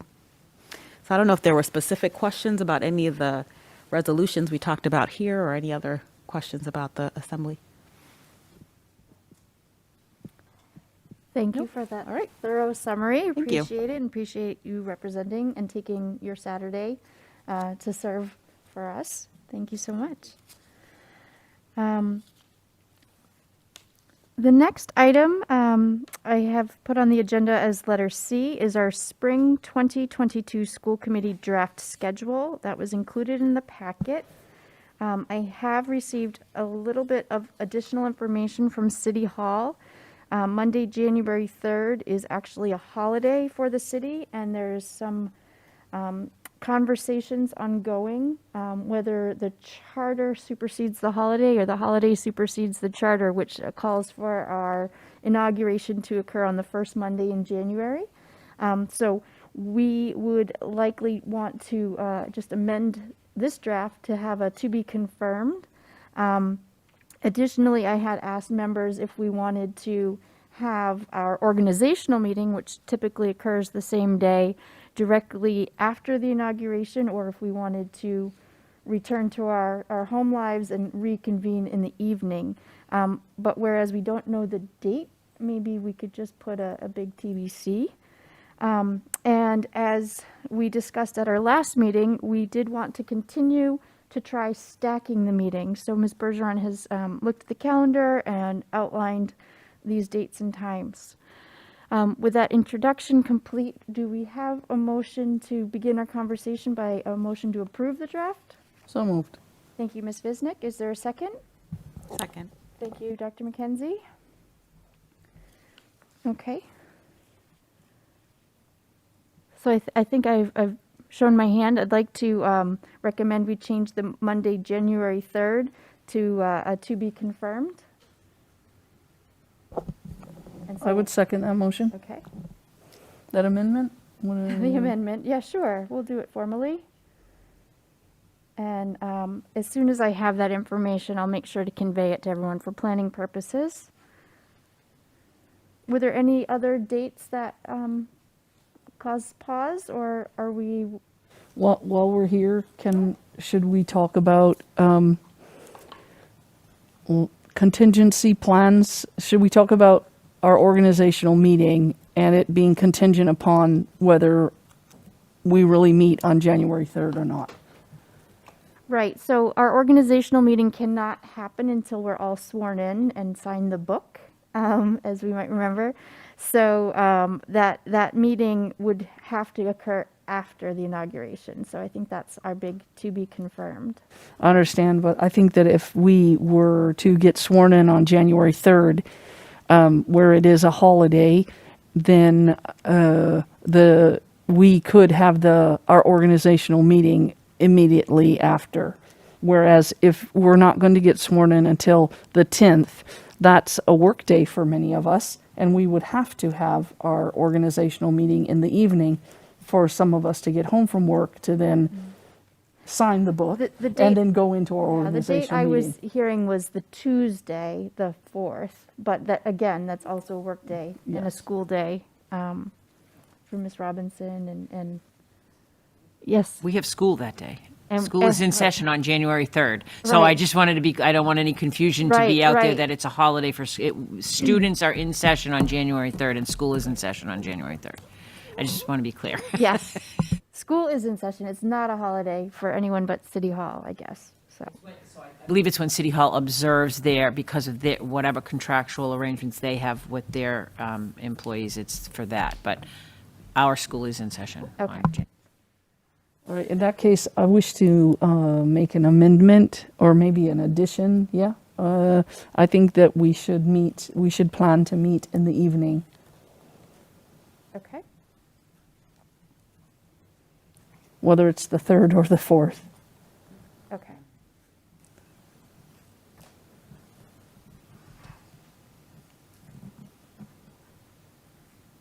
Okay. And then for our April meetings, I did mention at the outset of this meeting that we do have the ability to continue to offer a hybrid option for remote participation, so long as a quorum and the chair are physically present, because we had the Attorney General's permission prior to COVID to allow for remote participation. And so I just wanted to call out that all of these have been marked as hybrid, and in approving this, we would continue to use the online platform to allow for remote participation. Just pointing that out. Okay. Do we have any other concerns with the dates or times as they are listed? Are we going to add the organizational meeting or no, because it's not, members of the public don't come? It is an open meeting. Members of the public would come. I think the way that this is listed, this has the organizational meeting, not the inauguration listed. But we have a TBD PM here, and we'll just plan either Monday, January 3rd, or Tuesday, January 4th. There will be the inauguration ceremony hosted by the city, and that evening, not immediately following, we would have our organizational meeting. So that's a friendly amendment, I guess, on here from Ms. Visnick and myself. It's a very friendly amendment. Yeah, very friendly. Okay. Do we have any other concerns? Do we want to vote on this calendar now? Okay, all those in favor of accepting the calendar with that friendly amendment? 6-0. Okay, Ms. Bergeron, thank you so much for getting that posted. Our next item this evening is to bring to the body's attention that the chair would like to appoint Dr. Kenan McKenzie to serve on the Financial Forecasting Subcommittee. As you remember, when we had an absence, I appointed myself to fulfill that activity at the end of last year, and we are back into that forecasting budget season. So that would mean that our appointees are Ms. Visnick, Dr. McKenzie, and our citizen representative is Lindsay Ducharme. I believe that the City Council has an appointee to name, and my understanding is that the chair will continue to be Mr. Scott Hausman, and that he will be communicating with our members. We have Ms. Jean Sherburne who participates, and sometimes Dr. Trocek also is participating in those meetings. They'll be looking for common dates that will work, most likely in December. thank you. I believe that last year, the city council really, and that committee talked about trying to start the process earlier this year and being done earlier. However, based on what date we're already at, I don't know that we're going to accomplish that goal this year. That is an apt observation, Ms. Visnick. I do know that after the election, they were trying to figure out on the calendar the dates, but they also need to figure out the who on the city council appointee. So I believe city council will be taking that up in one of their next sessions, and then you can have your dates. Anyway, thank you so much both for your service and for representing the schools, as well as Ms. Sherburne. Thank you also for your help with that. Next item, E, on our agenda is to let folks know that updates have been made to the primer that we have on our school committee page for our citizen representatives. As you might remember, pre-COVID, at the end of December 2019, the body had updated policy BDE and BDEA. Those updates changed the composition characteristics of our subcommittee and standing committees. It actually put back into play some of the choices that we had prior to our policy manual revision. And at any rate, the policy spells out what the role of those standing committees is, and our primer gives members of our community the opportunity to understand the work of the subcommittees and gives a direction on how to apply. The term is running short for our finance and facilities and our curriculum instruction and student light citizen reps. Policy does allow those citizen reps to continue on if they wish, but any interested member of the community that wants to serve on our standing committees would need to direct an application to the superintendent's office. Ms. Bergeron will be collecting those, and after our organizational meeting, we will be appointing citizen members to our standing committees. So the call is being put out there. The information on our website is now up to date. And if anyone watching at home has questions, you could reach out to your ward school committee member or myself, and we'll try to get you on track with the information that you need. Okay, and the last item from the chair is our upcoming meetings and dates. The negotiating subcommittee will be meeting Monday afternoon with Dr. Chirocek to begin contract negotiations. We also have moved our finance and facility and committee of the whole meeting to next Wednesday, the 17th, out of respect for the Thanksgiving holiday here in the U.S. So we will meet again this time next week, so don't forget. If there are any agenda items for the committee of the whole meeting, I would appreciate receiving those no later than tomorrow. We do need to make a posting. So if you did have topics that needed to be addressed before the holiday, please pass those along. And with that, I would invite the superintendent to begin her report.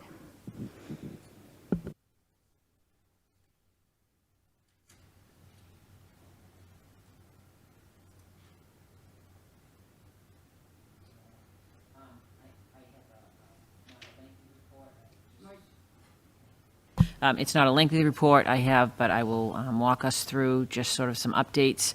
The first thing I had, as I promised in our last meeting, we have the vaccination rates available to you broken down by grade level, so you have a general idea of which students in what grade levels and what percentages that we're at. Again, these are the mass.gov website carries the vaccination rates for citywide, our 12 to 15-year-olds. In Beverly, these are as of November 7th, up to date. 84% of our 12 to 15-year-olds have had at least one dose, and 76% are fully vaccinated. And 56% of our 16 to 19-year-olds have had one dose, and 53% are fully vaccinated. Some great age levels you'll see have been creeping up. Some are still kind of stagnant, but this is in line, I think, with much of the same ranges across the state that people are seeing. This is by grade level. So these are actually rates that are pulled directly from the MISS data and the SNAP data that we have. So these are students that are in our schools, our own actual data. So it's not just in general the city. These are students that are attending our schools. We have in grade 7, 64% with 1 dose, 61% fully vaccinated. Grade 8, 63% with 59% fully vaccinated. Grade 9, 67% with 64% fully vaccinated. I will have these posted on the website for anybody on Friday when we get back. Grade 10, 72% with 1 dose, 69% fully vaccinated. Grade 11, 72% with 69% fully vaccinated. And grade 12, 70%. So you can see they've increased since the last time that we met. And it is really helpful for us as we dig into, but this requires the nurses to go directly in and literally check and pull names, which is why it's a little more difficult to collect. But thanks in advance to Jody Elder and her team, who has done a great job all along in kind of keeping us up to date. So that's the information as to where we stand around current vaccination rates for our students. We maintain our district dashboard that allows everyone to see where we are with active cases and cumulative cases since the first of the school year. And again, this information is available on the website. So, and it is updated every Tuesday and Friday. So the numbers are followed, and Jody Elder keeps this up to date. This information I get from the Public Health Department. So this is information regarding the 7-day data for average daily incidence rate. And again, you can see we kind of go up and down, and we're in and about and around, but the 1982 is the current rate this is for all residents of Beverly, not specific to Beverly schools.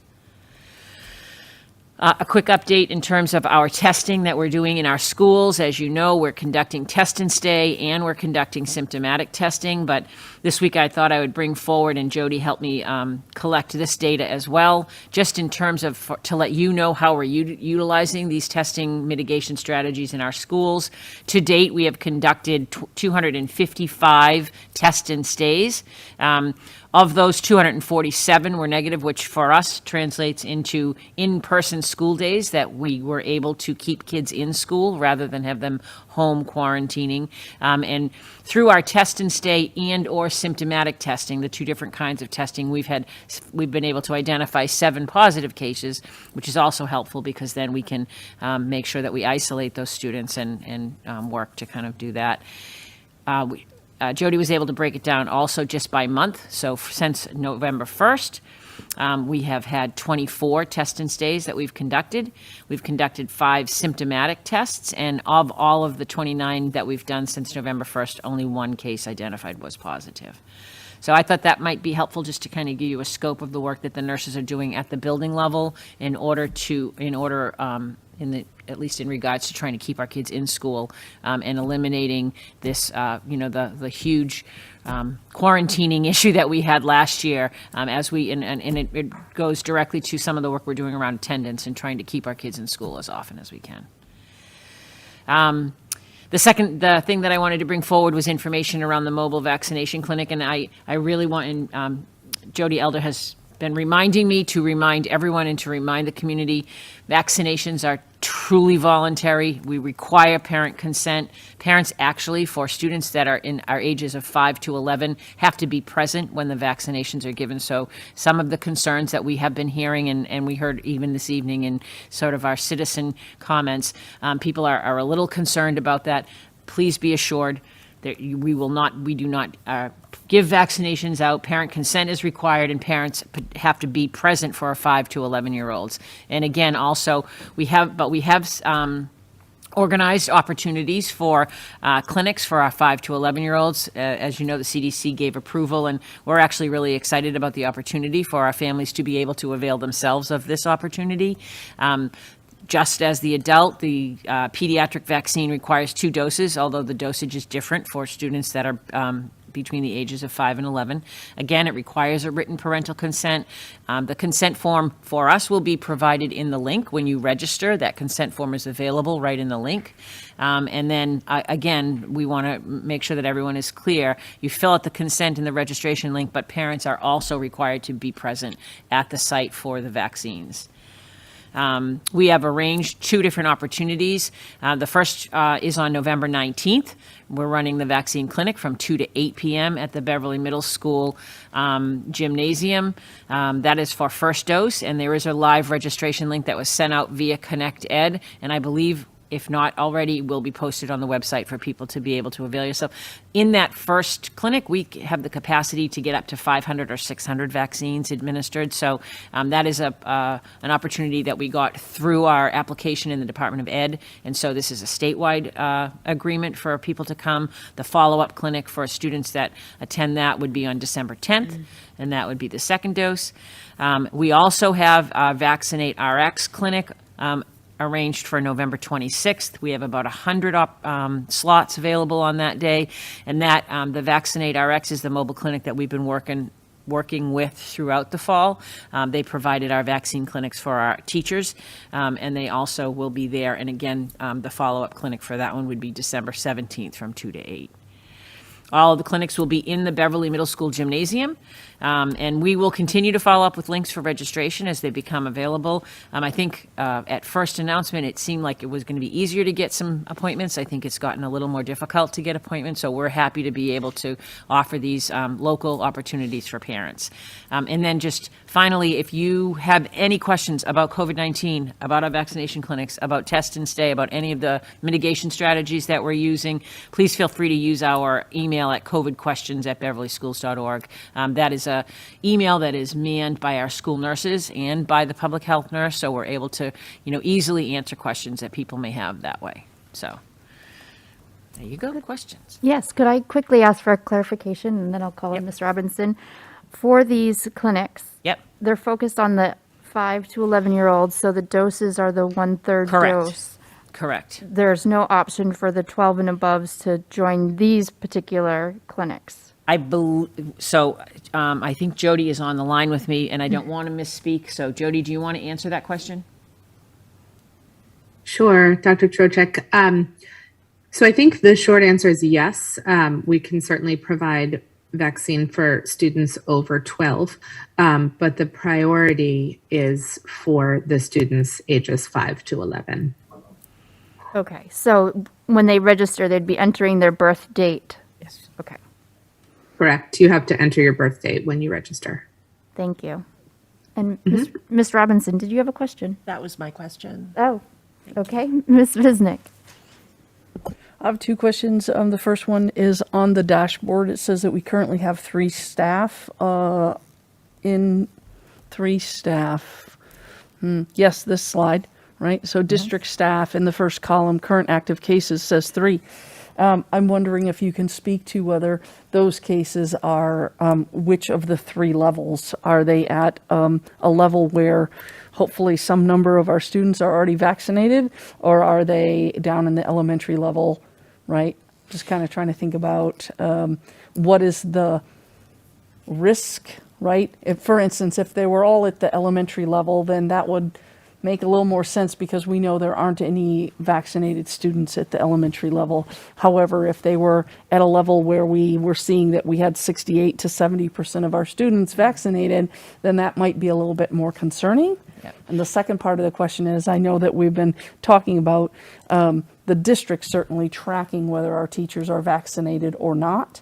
And so can you speak to whether those 3 staff cases are breakthroughs? So I would kind of say no and no, but I can defer to Jody. But I will tell you that I don't know. I would never know because I don't have that direct information as to who the individuals are. I will tell you that if in fact a staff member is in a situation where they would have had created any opportunities for close contacts within their classrooms or within their buildings, we would be giving notification to those families, and they would know whether or not they were identified as a close contact. So sometimes it could be that the staff wasn't present in the building for the period of time that was before. It could be that they're in a situation where when we identified close contacts, all of the close contacts were exempt because they too had a vaccination status that would make them exempt from being a close contact. But as that goes, in terms of the second part, so in terms of what level they were at, I don't know the answer to that, but I don't know. I also think we are somewhat careful about personally identifiable information when we share it, and I can defer to Jody Elder on that one. Around some of that. And the second part of the question was Whether they're breakthrough cases whether they or not. break through, and I have no idea, and I don't know that we would be able to speak to that either, because I think some of the information is personal, and and Jody, do you have any other comment on that one? Sure. So I will say that the 3 staff member cases are at the elementary level this week. I updated this actually today. And I would, prefer not to answer for HIPAA reasons as to whether or not the individuals were vaccinated. Yeah, I have another question. On a different slide, Dr. Churchick, you talked about the test and stay and the numbers relative to the test and stay. This one right here. So I would expect that line A of 255 tests would be equal to line 2 and line 3, meaning 247 plus 7, but that is off by 1. So if we conducted, right, do you understand? And so the math brain, I'm having a little OCD over here. You're missing a case. Is it maybe Might be the one on the bottom, the positive case. Oh, But I can go back and look, Ms. Fisnick. This information is sent to us directly through the CIC website, where we enter all of our data. And then, but I'm happy to go back and double check that for you. all right? I don't really, it just is just missing one. just missing one. I know We how lost that somebody works. somewhere. I know how that works. Like, where is that person? Okay, thank you. We don't want to lose them. Okay. Do other members have questions for Dr. Churchick? Not seeing any questions. Thank you so much for the updates. We're now switching to the portion of our agenda where we have our committee reports. And first up, I would like to ask Ms. Bisnick to give a standing committee on finance and facilities update. Sure thing. The Standing Committee on Finance and Facilities last met on Wednesday, October 27th. We received an update on our second electric school bus, which is due to arrive in the summer of 2022. The bus is possible, at least in part, thanks to a grant opportunity with Highland Electric. Part of that grant funding provides additional educational component. And our last professional development day, a number of teachers were able to receive training around not just the electric school bus, but sustainability in general. As a district, we continue to explore the possibility of replacing vehicles in our fleet as they age out with electric vehicles. We also discussed with Christina Leal, she was like our guest panelist, I guess. She presented data on the number of meals that we are serving, and our lunches in the elementary and the middle school level are trending up. Ms. Leal addressed the supply chain issues that exist on the global level and how that's affecting our meals programs. She expects the shortages to last the entire school year, and that in order to get some foods, especially chicken, she is paying more. Any given day, the food comes at a time that's not expected. The staff has been wonderful. The maintenance staff has been wonderful in accepting the deliveries. And she is using her new refrigerated food truck to then pick up, if it got all delivered to, for instance, Ayers, we'll take it as long as we get it. And then she's delivering it, distributing it to the other schools with the refrigerated food truck. The schools are using a weekly menu instead of a daily menu to try to deal with the supply chain challenges. And finally, we revisited yet again and talked about our share table, the capability to have share tables in the schools. Sharing in the time of COVID is not likely to happen. However, the topic is not lost. As a group, we need to return to conversations with the Board of Health in conjunction with Ms. Leal, and then decide if it will be a policy or a procedure that will allow us to have share tables in our schools. The Standing Committee on Finance and Facilities unanimously recommends the transfer number J as in Jack, E as in Edward, 405 that's in your packets to the Committee of the Whole. I'll make a motion that we accept the recommended transfer, journal entry 405. Second. Thank you, Ms. Robinson. Microphone. I'll make that motion for the transfer, journal entry 405. Second. Thank you. We have a motion and a second. I don't believe there's any questions or debate. So all those in favor of accepting the transfer? It's 6-0. As you already mentioned, Madam President, our committee is next scheduled to meet 1 week from this evening, Wednesday, November 17th at 6:30 p.m. Thank you so much, Ms. Visnick. Next, if I could ask Mr. Milady to give a report out on our curriculum instruction student life that occurred just before. Thank you very much. So earlier this evening, we had our subcommittee on curriculum instruction and student life, and we were presented our standardized test scores for MCAS, and I think it's fair to say that one of the things that stood out was across the strait we're definitely seeing signs of evidence of loss of learning in both ELA and math. This information was made to us by the state of Massachusetts, not the Boston Globe, and we had some time to process this information, which will be made available to the community on the district site. I'm not going to go over the scores or the trends, but I think what's important is to look at some of the bullet points for what we're going to do moving forward as a community, and that includes implementing a new math curriculum, remaining committed to our curriculum and resource and review cycle, increase data use at all grade levels to monitor student progress, expand in-depth use of Linkit across all grades to cross-reference multiple benchmarks, a deep data review of mastery of standards across all subgroups, close the achievement gap between high-need students and non-high-need students, continue to build a rigorous curriculum that is aligned with standards, and then finally increase representation from all subgroups in advanced coursework and courses. Just to clarify, the reason why I'm not going to go over each of the bullet points is that it would be a little bit redundant, and it's all available online at a respective time. We also were able to revisit focus on acceleration, which was bumped from our October meeting. Essentially, what focus on acceleration is, it's acceleration at the grade level with more grade level content with more support and scaffolding, as opposed to remediation, which would be a modified content or repeating lessons from previous years. One of the goals for focus on acceleration includes developing a sense of belonging, and we've said this in multiple meetings, that students, when they feel like they're welcomed and valued, they're going to be able to learn first. And I think a big takeaway for the acceleration program is just an increase in the case of rigor for our students.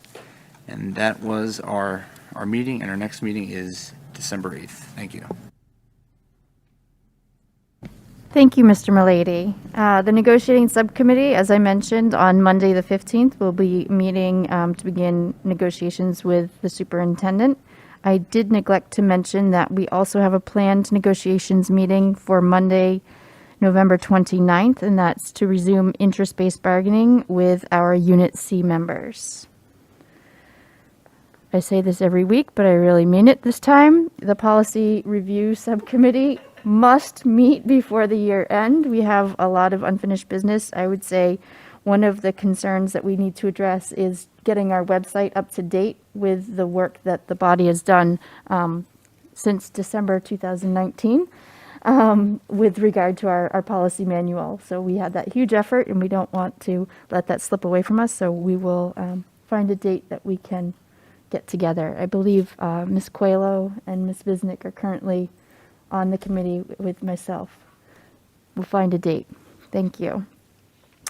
Our next agenda item is communications from school committee members. Are there any members that want to share out any of their communications in the prior month?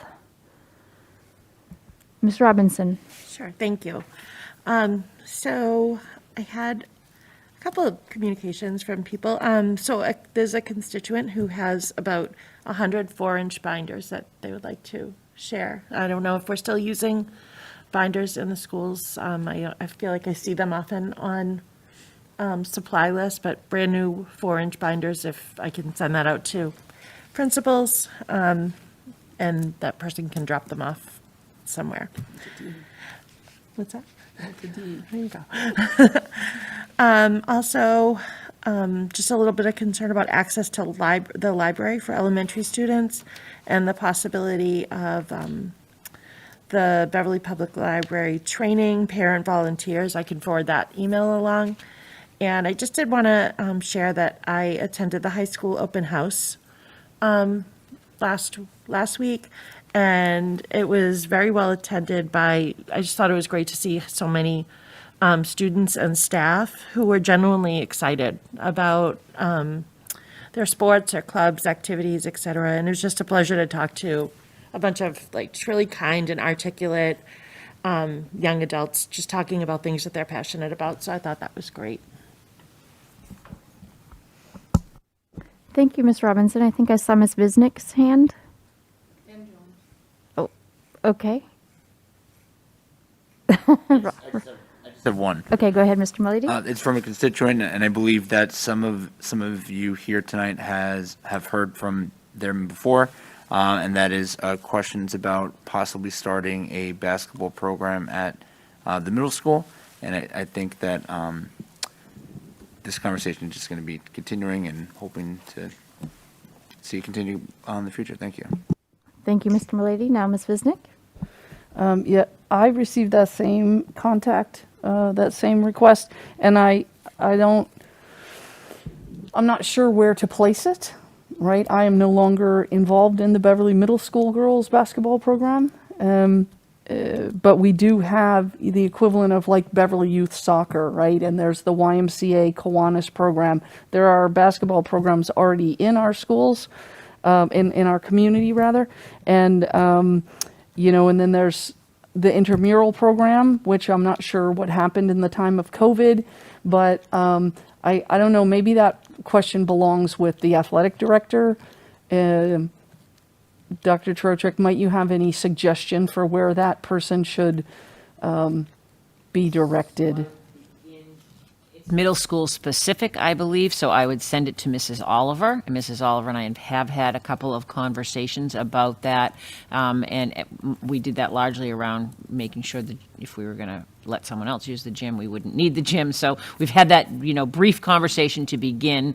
I know that intramural programs are planned and organized. So, and I believe that I want to say basketball runs pretty much January, February time frame, but I would direct all of that to Mrs. Oliver, and then between she and Mr. Keefe, that conversation would go on. Fantastic. I had the pleasure of attending the Beverly High School PTSO meeting last night, and I think I reported out on this last time. Again, the parents in that room are begging for better communications, and specifically last night they asked about the software that's used to put out the BHS newsletter, and the fact that as a parent, when you get an email from BHS, there's always a link. You don't get to read the information there. You have to click through and get to something else.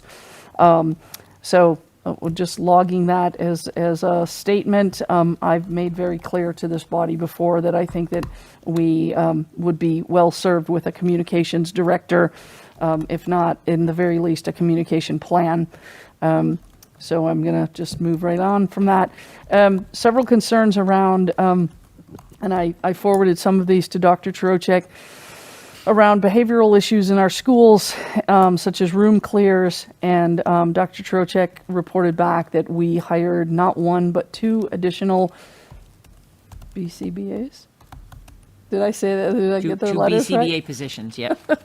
There's a little dyslexia there. I'm a little nervous about that.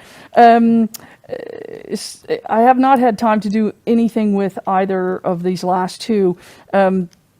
Within the last day or two, a lot of concerns around the controversy in a neighboring town and whether we have similar issues in our sports culture.